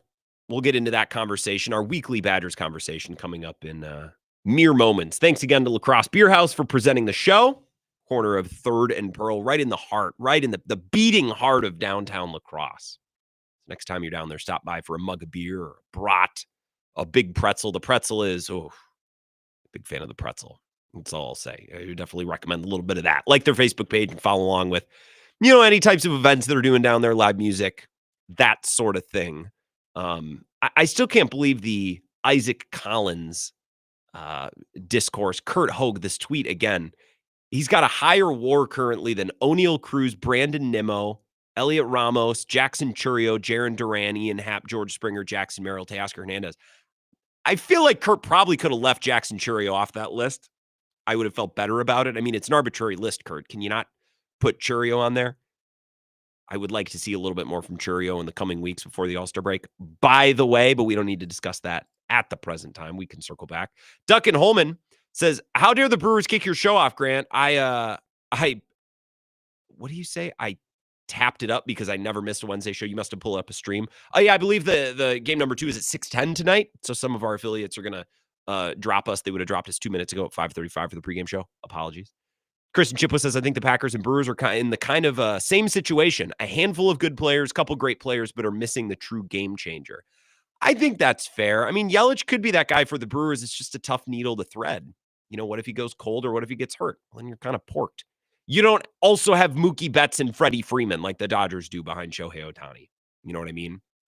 Appreciate you guys texting in. We'll talk a little bit more about the Bucs. We'll have some more fun with overreaction to what the Bucs have done. We'll do more of that tomorrow. But right now, let's get to Jesse Temple. Enjoy. Jesse Temple is here, Badger Connect, and you can hear him on our podcast with Zach as well, The Camp and the Swing. So you recorded for a podcast that's going to be out tomorrow with Joe Kravinoff, and I'm sure talked a lot about this offseason for Wisconsin basketball. They just got a transfer from Temple. That's a nice big bench body, some depth behind Nolan Winter. That's nice. I'm sure you guys discussed that a little bit. Yeah, when I was talking to Greg Gard in May for a story about Wisconsin's offseason transfer portal process, even back then they knew they needed one more guy. They had 14 on the roster, and because of the roster limitations now or the new rules of the sport, Wisconsin and all these other schools can have 15 players. So Greg didn't know whether it was going to be an international guy, whether somebody else would emerge from the transfer portal, and ultimately it ended up being Elijah Gray, who's had stints at Fordham and most recently Temple. Yeah, it's a nice rotational piece in the front court because you can never have enough depth, and it helps having someone with experience. He averaged 9 points a game, 3.5 rebounds a year ago. The statistics won't necessarily blow you away, but again, if you are going to focus on retention and getting guys who have been around the program for a few years, the other element is, can you get old and stay old, even if it's not necessarily a starter? And that's what they found with Elijah Gray. And do you think there was something intentional about leaving that final spot open and just waiting? Or do you think that's just the way that it played out? I guess, is there deeper strategy there or something that we can learn or take away from how this played out over the last couple of months? I'd venture to guess it's largely how it played out. If Wisconsin could have found somebody that fit earlier, they would have. Obviously, these guys, a lot of the guys, came back in the middle of June. So why wouldn't you want to have somebody ready to go at that time? I think ultimately Gray missed a little bit of time, maybe a week when they really got going into these off-season workouts. But it's interesting because even now there are two guys that still aren't with the team because they're playing internationally in some major tournaments. Hayden Jones and Alexis Bielauskis from Lithuania. Jones is playing for New Zealand. So there's your basketball minute, and I am excited about basketball, but there's certainly been more football news over the last week. 2 4-star recruits, and we can talk about them individually. Let's start with Jaden Pettit, the wide receiver. What do we need to know about him and where he's going to fit in this program?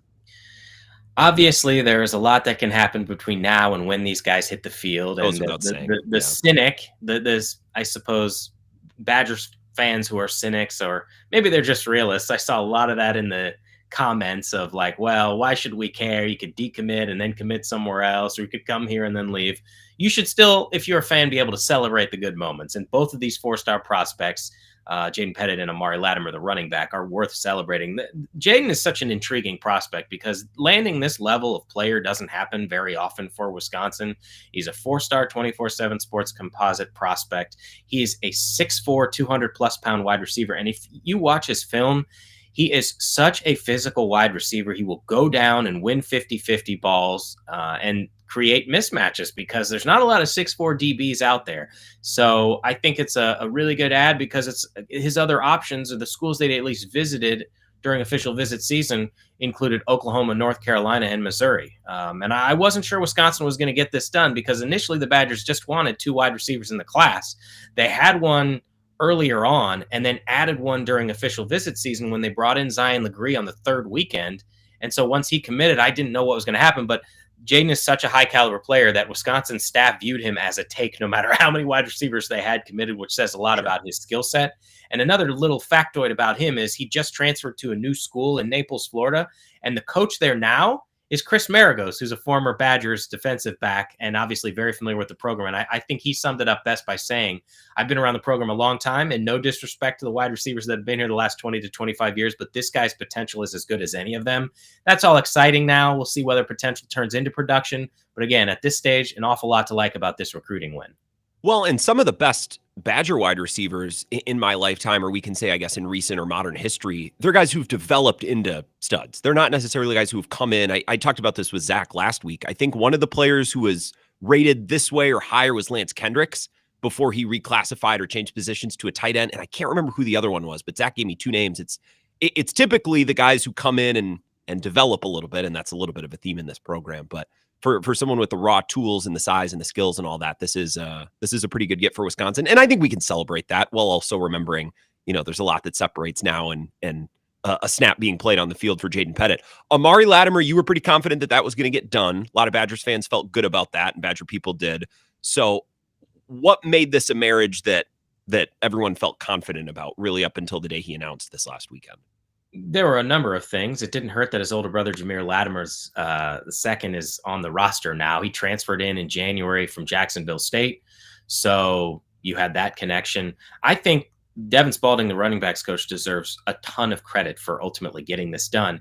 And the confidence that he had in knowing that this was going to happen, because if you look at Wisconsin's recruiting and running back in this position, in this class, there were 3 running backs they were going to bring in on official visits and ended up canceling all of them because that's how confident they were this was going to get done. Those 3 ended up committing to other Big Ten programs that are rival programs. Jamal Rule went to Nebraska. Nelson Wheeler went to Illinois. Ryan Estrada, who was going to come in on the 2nd weekend of official visit season, committed to Minnesota. Well, if all those things are going to happen, you better be darn certain you're getting your top of the board running back, and Wisconsin ultimately was able to. And they're very excited about the offense that Jeff Grimes runs because of how offensive linemen and running backs can be utilized. I had a chance to talk to Amari's dad leading up to this commitment, and he just feels like Wisconsin will put him in a position to 3 years from now potentially show that he's got NFL caliber potential to the point that when they get to the combine, he's checked all the boxes necessary. Now, yes, a lot of work to be done between now and then, but this is a 4-star running back who had roughly 50 scholarship offers, could have gone anywhere he wanted. The only 2 schools he ended up taking official visits to were Wisconsin and Georgia Tech, and his dad said it ended up being a 1A, 1B situation, but they were able to get him up on the 2nd weekend for an unofficial visit. So that was a time when he was supposed to visit Michigan. It's a huge recruiting win. And I think another thing I'll add to this is it's even more important because if you look what happened in the 2025 recruiting class, Wisconsin didn't get anybody. They signed 3 running backs in the 2024 class, including Dylan Jones and Darian Dupree, who are the projected 1-2 running back combo. But because they did that, they were fine just going after the top dog in 2025. And if they didn't get it, they would stand pat. Then they didn't add anyone through the transfer portal. So if that's going to happen, you have to get your top of the board guy in 2026, and the Badgers pulled it off. Sure. So that's a needle that they threaded. Is this a signal or a message that Badgers fans should see as, even though the program isn't in the best state after the last couple of years, and even though they haven't been, winning as many Big Ten games, they still can throw a fastball as running back U or RBU, especially now with Jeff Grimes kind of commanding the offense, like that still reaches and connects with, high level running backs with NFL aspirations. Yeah, that's one way to look at it. It doesn't hurt. I mean, ultimately, you are what your record says you are. And in the last 2 years, they have a losing record. And so there are going to be some recruiting battles they may not necessarily win, but this staff also is able to establish a national reach. And now you have to go and perform, because you can compare what Wisconsin has done with previous running backs all you want, but we're getting further and further away from when those running backs actually played. And his dad actually went down the list of the guys and talked about Ron Dane, Monte Ball, James White, Melvin Gordon. There was Jonathan Taylor. He said that he felt like his son was a combination of, and this is pretty darn good, Ron Dane and James White. But what he meant by that is the type of physicality. You watch the film with him, Amari Latimer is knocking linebackers 5 yards off the ball and then outrunning the rest of the team. He's got the power. He's got the scat back ability. So there's a lot to like. But yeah, you've got to have production on the field to generate more interest with players moving forward. Jesse Temple is here, Badger Connect. He's got a story up within the last 24, 48 hours about Carter Smith, one of the quarterbacks behind Billy Edwards Jr. Right now, Billy Edwards Jr. is the presumed starter. You had some really good things to say in spring ball. Like it seems like that's, if he stays healthy, like that's going to be just the big difference between him and the last two guys. But then Carter Smith and Danny O'Neal, a couple of the guys in the background. So let's talk about your story with Carter Smith and then the other guys in that quarterback room and what Badgers fans should be thinking about with them. I realize we're less than 4 weeks away from the start of preseason practice at UW Platteville, and the focus is on this season. But let's be real, we're also always talking about what the future could hold. And this is going to be the third consecutive season where Wisconsin goes into the year with a transfer who has 1 year of eligibility remaining. So it's about time Wisconsin starts to build a quarterback room for the future. And that's why Carter Smith is so exciting. So as it is currently constructed, and this changes every offseason, I know, but it's Danny O'Neal and it's Carter Smith potentially battling it out for the future of the quarterback position and an actual multi-year starter at Wisconsin, which hasn't happened since Graham Mertz was here. Carter Smith is he's got all the talent in the world. He's a kind of a linebacker mentality is how his private quarterbacks coach told me about him. He is at his best when he is on the run. And Carter said, any play that has an option tag onto it is where I want to be, because he can beat you with his legs, but he's got the quick decision and processing ability to complete the passes to wide receivers. He's got a strong arm, obviously a lot of athleticism. And the story really focused on what his 6 months at Wisconsin have been like and how he's tried to build himself up to be a better quarterback. This happens with a lot of quarterbacks, even when you are at the highest level of high school.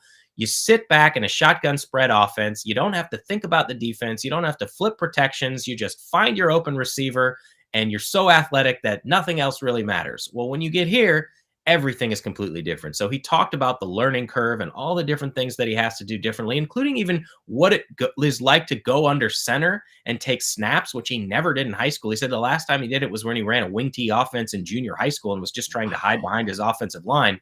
So there are so many small tweaks you have to make and then big changes to become the quarterback that he wants to be. But he came in at 178 pounds. He is 200 pounds now, just like totally different body transformation. I've seen them before and after. It's ridiculous.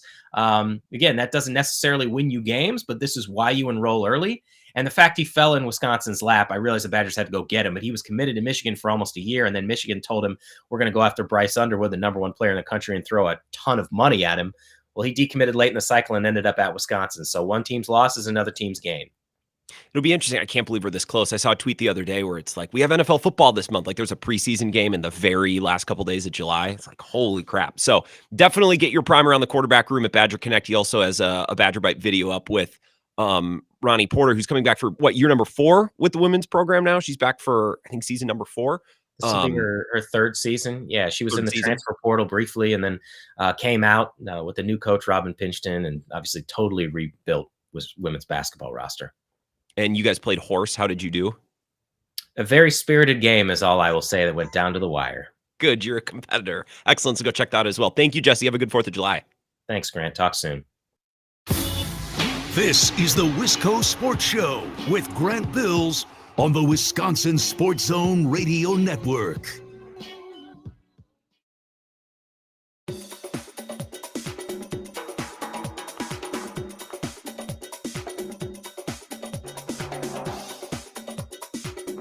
The Wisco Sports Show will resume in 3 minutes.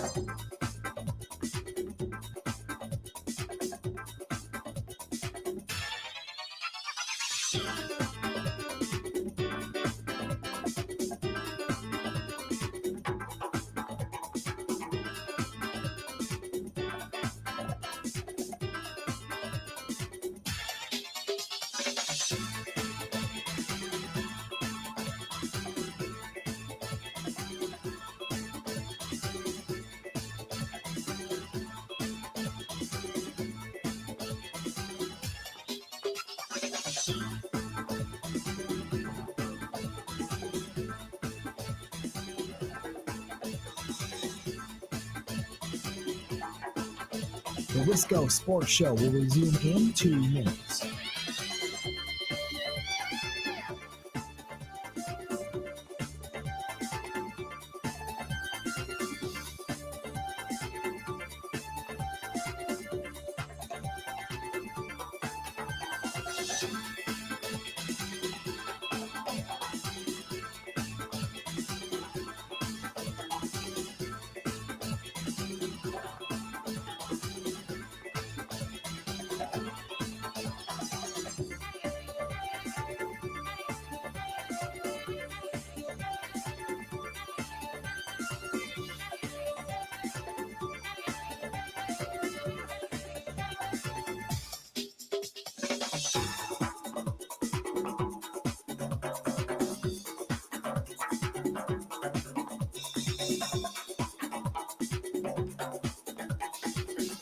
The Wisco Sports Show will resume in 1 minute.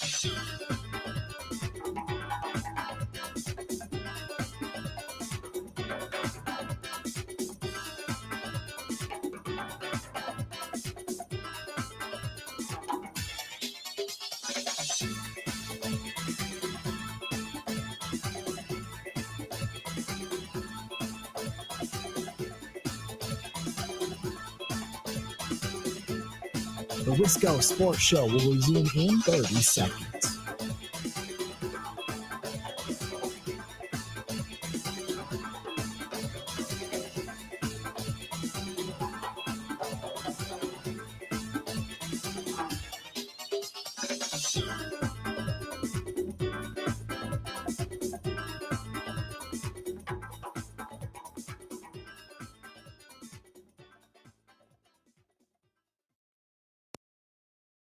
This, I want to add some context, some background. So I was informed that Aaron Goodwin, Damian Lillard's agent, about a month ago, reached out to the Bucks and informed them that Dame would like to rehab back home in Portland, stay with his kids, rehab back in Portland. And I was told that some people within the Bucks did not approve of that. And so there was kind of some back and forth right there. Dame wanted to be with his kids and rehab. That's what he's doing right now. And so I think that might have got the ball rolling on, or at least putting some ideas in the heads of the Milwaukee Bucks that kind of led to this decision. Can I just say something as we begin the final segment of the Wisco Sports Show? I really like Dame. Nothing but the best wishes for him moving forward. I feel like I just don't have a ton of sympathy for someone who was in Portland, the only place he had ever played after college, where his family, where his community was. He requested to be traded. And then he got traded. And then for the first year of his Bucks career, we had to hear, and I'm not going to say like he hit us over the head with it, but we had to read a couple stories about how like, well, you know, he really misses his kids. You know, he's separated from his family. They're in Portland. And that's a real thing. And I'm sympathetic to that. But Dame, it's not like you got kidnapped out of Portland, thrown in a van and driven to Milwaukee. Like, maybe next time before you demand a trade, just consider, well, okay, let's say I actually do get traded. I'm not going to be around my family as much, or I'm going to have to move them, or can I move them? Or is that going to be challenging with, I think it's his ex-wife. I'm not sure if they're still together. I don't know. I am not anti-Dame, but I'm certainly not going to nitpick the Bucks for the way they've handled this. They acquired you when you demanded a trade. They put you alongside Giannis in a city that embraced you from day one in a nice new arena, and it didn't work out. But, buddy, like, you wanted the trade, you wanted out, you got it, and then you're like, I miss my family. Okay, well, I'd miss my family too, but that's something that I'd consider before demanding a trade. And then with this stuff, let's listen to that Chris Haynes cut one more time. This is on NBA TV late yesterday or earlier this morning. This, I want to add some context and background. So I was informed that Aaron Goodwin, Damian Lillard's agent, about a month ago, reached out to the Bucks and informed them that Dame would like to rehab back home in Portland, stay with his kids, rehab back in Portland. And I was told that some people within the Bucks did not approve of that. And so there was kind of some back and forth right there. Dame wanted to be with his kids and rehab. That's what he's doing right now. And so I think that might have got the ball rolling. And by the way, the Bucks were absolutely in the right on that. If they're going to pay you, what were they paying? $40 million a year or whatever he was making. Hey man, I'd kind of like to keep an eye on what's going on. I think that's pretty fair. I think that's pretty reasonable. It obviously, the whole situation ended up in a place where I think everybody got what they want. The Bucks got a little cap relief. Dame got to go be with his kids and choose his next destination, go off. And by the way, I don't doubt that Dame is going to attack his rehab. His work ethic is very, very high. Like, he's very well respected for his competitive drive and his work ethic and all that stuff. I mean, Jim Ozarski last summer went out to Portland to like observe him and be out there for a couple of days. And it's like, yeah, he works really hard. I don't doubt that. But you just know, hey man, can I just go live somewhere else for the year? Well, not if we're paying you 40, 50 million or whatever it was. No, that's not how it works. We want you here with our doctors rehabbing on our plan. And that's how the Bucks should feel. So again, I'm not anti-Dame. I am just not going to cry any crocodile tears over this situation. Like, I think everyone's doing okay. And you know what, Dame? Like, if you really want to be in Portland and you really want to be around your family, then go and play for not the Pacers. Go play for the Blazers on a minimum, or friggin' retire. You make $20 million a year for the next couple of years. Like, I don't know. I get a little tired of these professional athletes making gobs of money. At least with quarterbacks, I understand it, because the NFL makes money hand over fist, and none of it works without the quarterback. Those guys, I'm like, yeah, there's 10 guys on the planet who can do that at a high level. Mm-hmm. With basketball, it's like Jaylen Brown is, if he's not still, he might not be anymore, but it was at one point in time the highest paid player in basketball. Give me a break. But that's how it works. But if you're going to make all that money, like, I don't want to hear bitching about, well, I had to move because I demanded a trade, or I this and my family that. Guess what? I say this all the time. I probably sound like a broken record. You're not just paid to play the games. You're paid for everything else that goes along with it on top of the playing for the games. And by the way, if it was just for playing the games, none of these guys would make that much money, because the ratings actually aren't that rock solid. And a lot of them miss a lot of games. So I get a little sick and tired. I get a little sick and tired of this stuff. Best wishes to Dame. I hope he does great. And it's a bummer that it didn't work out in Milwaukee, but you're not going to find me losing sleep or shedding tears over any of this.